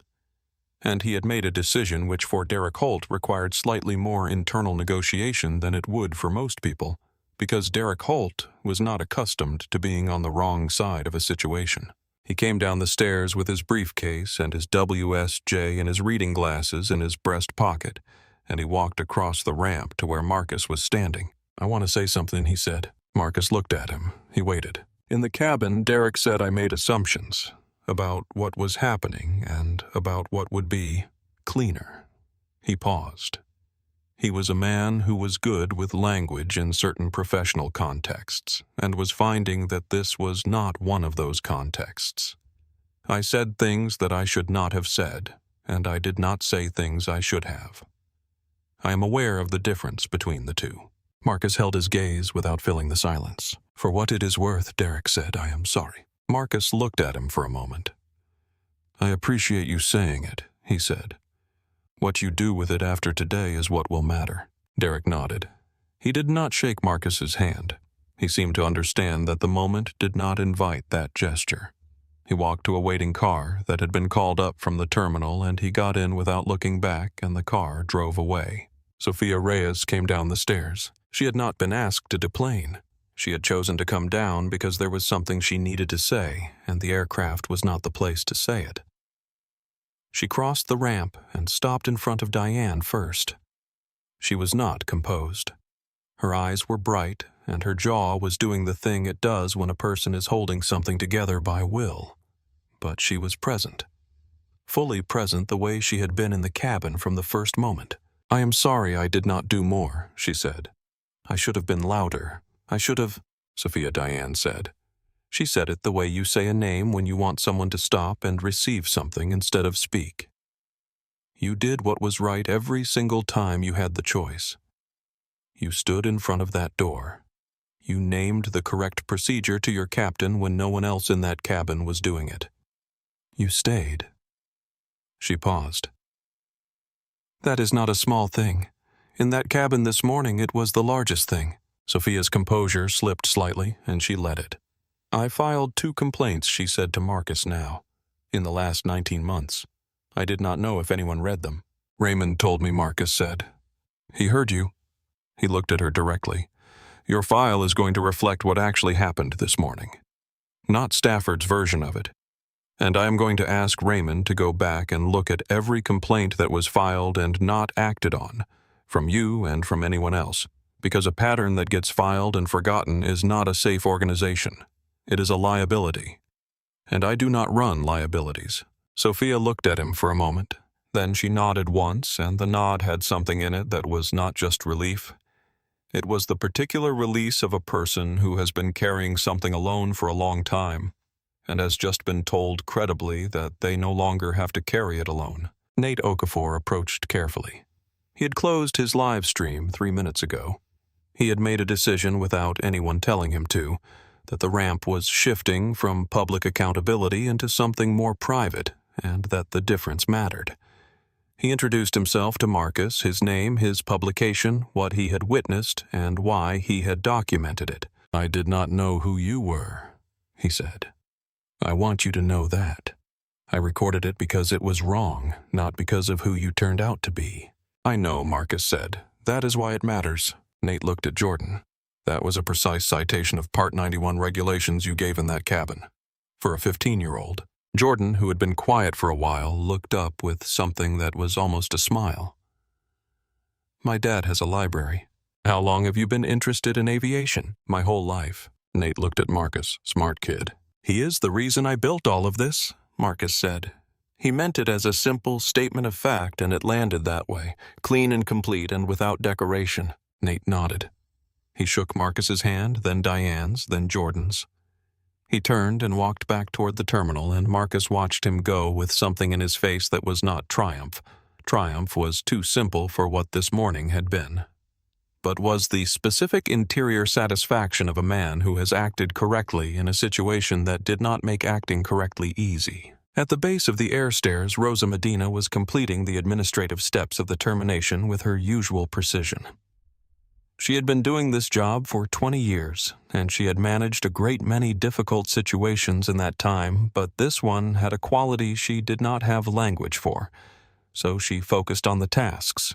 Log the badge, notify the gate, update, the crew, manifest request, a reserve captain, and let the tasks be what they were. She looked up from her tablet as Marcus approached. "Reserve captain has been notified," she said. "Captain Daria Flores. She has been with Pinnacle for 7 years. She is on her way in from the reserve lounge, approximately 15 minutes.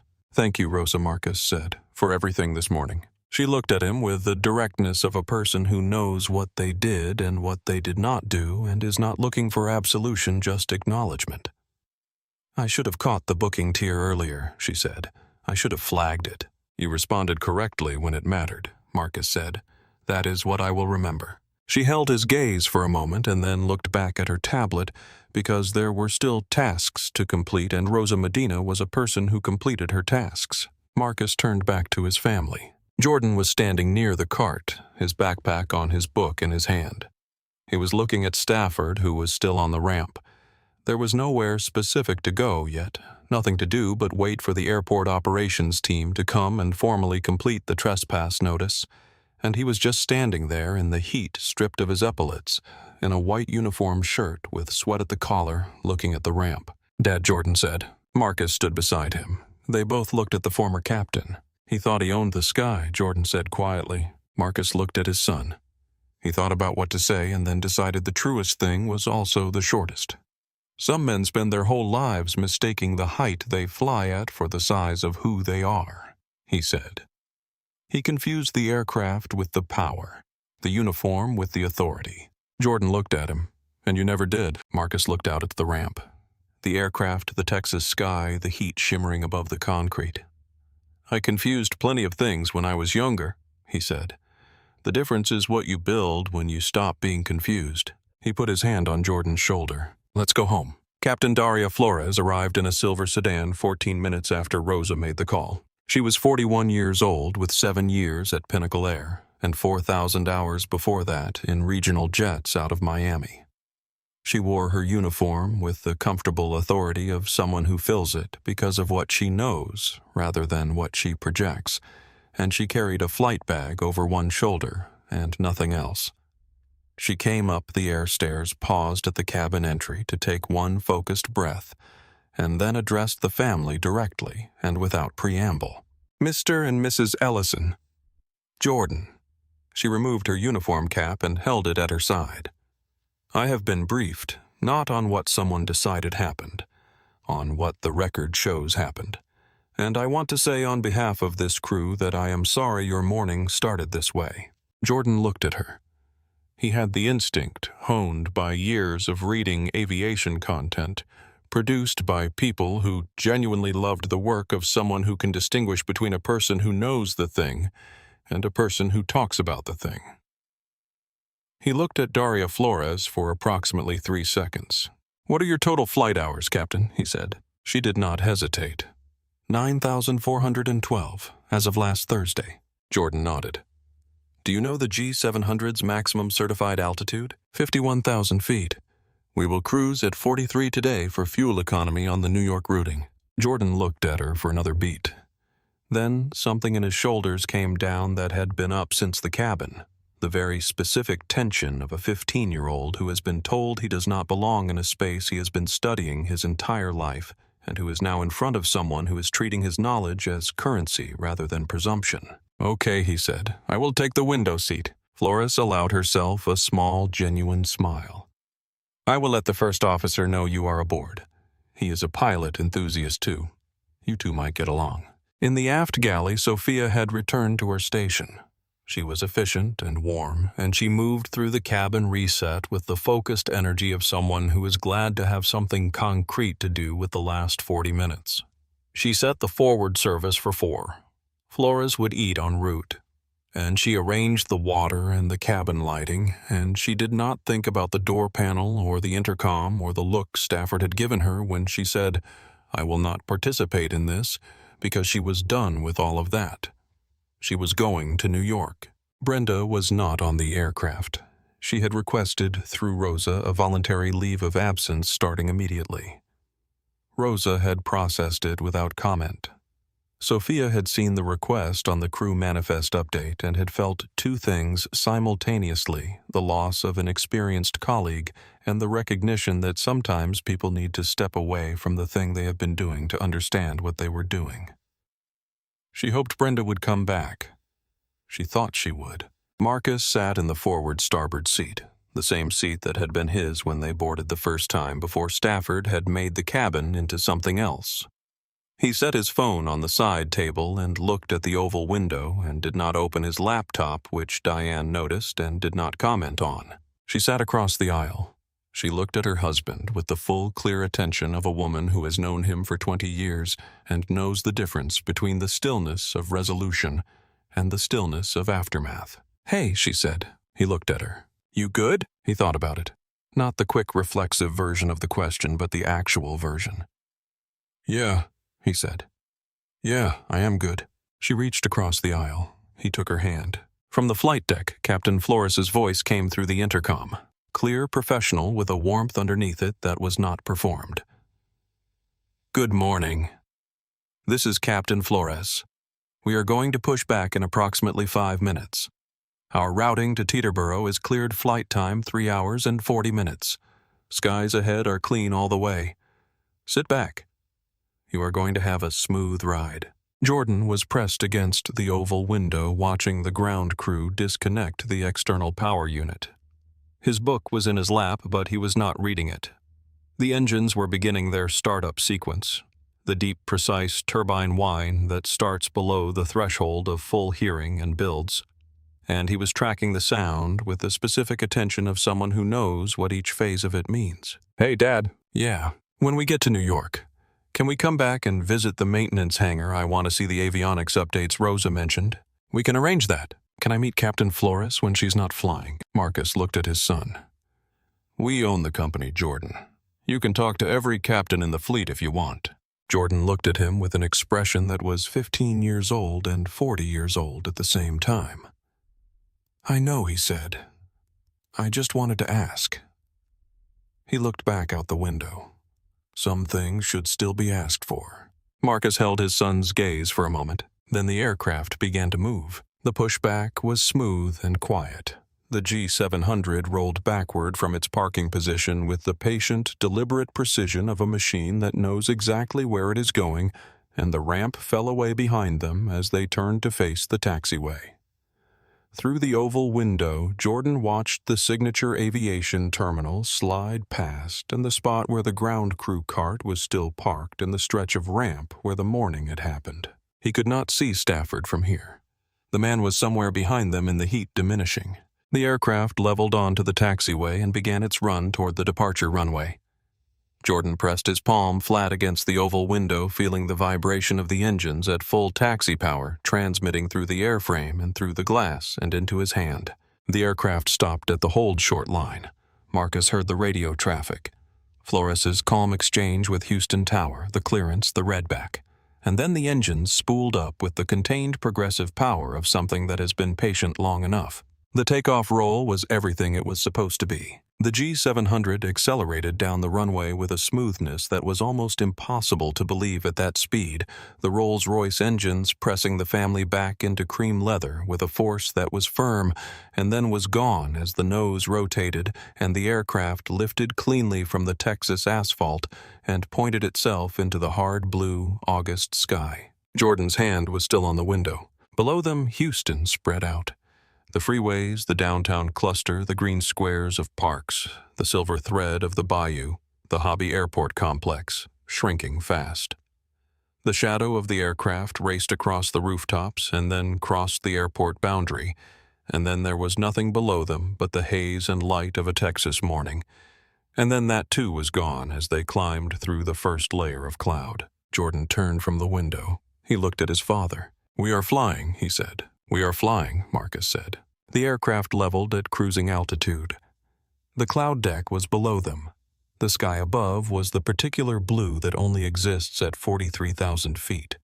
A blue so clear and specific it seems to belong to a different category of sky than the one visible from the ground. Jordan opened his book. Roy Stafford's termination was processed before the G-700 crossed into Louisiana airspace.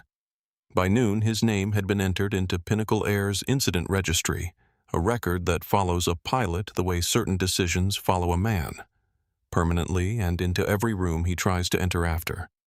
He applied to 6 private charter operators in the weeks that followed. None called back. Nate Okafor's account, published 4 days after the Houston incident in The Cabin under the headline, "The Captain Who Did Not Know Who He Was Flying For," became the most read piece the newsletter had ever published, and the clip of Stafford's words, "Some people just do not know where they belong," had been viewed 2.7 million times by the time the first application was filed. Sophia Reyes was promoted to lead cabin director of the Houston base within the month. Not, as Raymond Chu was careful to note in the official communication, as a reward, but because she had been performing at that level for 2 years, and it was past time the title caught up. The 2 filed complaints in her HR record were reviewed. The supervisor who had shelved them without action was formally addressed, and Raymond commissioned an external audit of Pinnacle Air's conduct records across the fleet. Not because Marcus ordered it, but because Raymond understood without being told that this was what running a clean organization actually required. Brenda Kowalski returned from her leave of absence 6 weeks later. She requested a different crew assignment. She got one.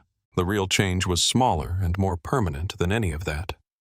6 weeks after the Houston flight, Jordan Ellison stood in the cockpit of N44-1EG, on the ground in the Pinnacle Air maintenance hangar at Hobby Airport, with Captain Daria Flores standing beside him, and placed both hands on the yoke.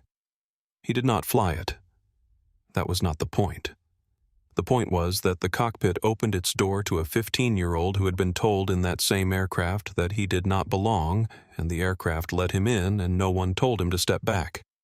He stood there for a long time, his hands on the yoke looking at the instrument panels he had been studying since he was 9 years old, and he did not say anything because there was nothing to say that was equal to the moment. He wrote about it 4 years later in a college essay as follows. "My father could have ended it in the first minute. He had every tool to do it. But he waited, not because he was afraid, but because he wanted something more than the situation to end. He wanted the man to understand, not just to lose. I used to think patience was what you did when you could not act. My father showed me it is what you do when you have already decided and you are giving the world time to catch up." Marcus Ellison never made a public statement about what happened at Hobby Airport. He did not hold a press conference or give an interview or post anything to any platform. He did not need to. The aircraft climbed and the morning fell away below it, and the family that had been told they did not belong flew home at 43,000 feet in a plane they owned and a sky that belonged to everyone. That morning did not change who Marcus was. It confirmed it. He had spent 23 years building things that could not be denied and surviving rooms that tried to deny them anyway. And he had learned at a very specific cost that he had converted into every company and every acquisition and every legal pad page filled in a parking structure long ago that the most enduring answer to a closed door is not to break it down, but to own the building. Some men spend their careers demanding to be seen. Marcus Ellison spent his making things so real and so undeniable that the world eventually had no choice. And when it finally looked, all it found was a man who had been there the whole time, patient, purposeful, and flying. If this story moved you, if Marcus's patience, Jordan's courage in that cabin, or Sophia's refusal to step away from that door made you feel something real, then this video did exactly what it was supposed to do. If this story resonated with you, please hit the like button right now. It takes 1 second and it helps this channel reach more people who need to hear stories like this one. Share this video with someone in your life, a friend, a family member, someone who needs a reminder that dignity cannot be taken from you no matter how much authority someone thinks they have. And if you are not subscribed yet, please subscribe right now. We tell stories here about people who faced the worst and rose anyway, not with rage, not with noise, but with the quiet, unshakable knowledge of who they are. Drop a comment below and tell me what was the moment in this story that hit you hardest. Was it Jordan citing those regulations at 15 years old? Was it Marcus standing at the bottom of those stairs, building the trap in plain sight? Was it Sophia stepping in front of that door? Or was it that final sentence? Stafford said, the one he did not think anyone would remember, that a 30,000-person audience heard loud and clear. Tell me in the comments. I want to know where you stood in this story. Because these stories are not just about the people in them. They are about the choice. The one Marcus makes every time, the one Sophia made in that galley, the one Jordan made when he picked up his book and held his face still. The choice to hold your dignity when the room tries to take it, and to build something so undeniable that the room runs out of ways to question it. Thank you for watching. We will see you in the next one. This story is a work of original fiction. Names, characters, and events are entirely the product of the author's imagination. Any resemblance to real persons living or dead or actual events is purely coincidental.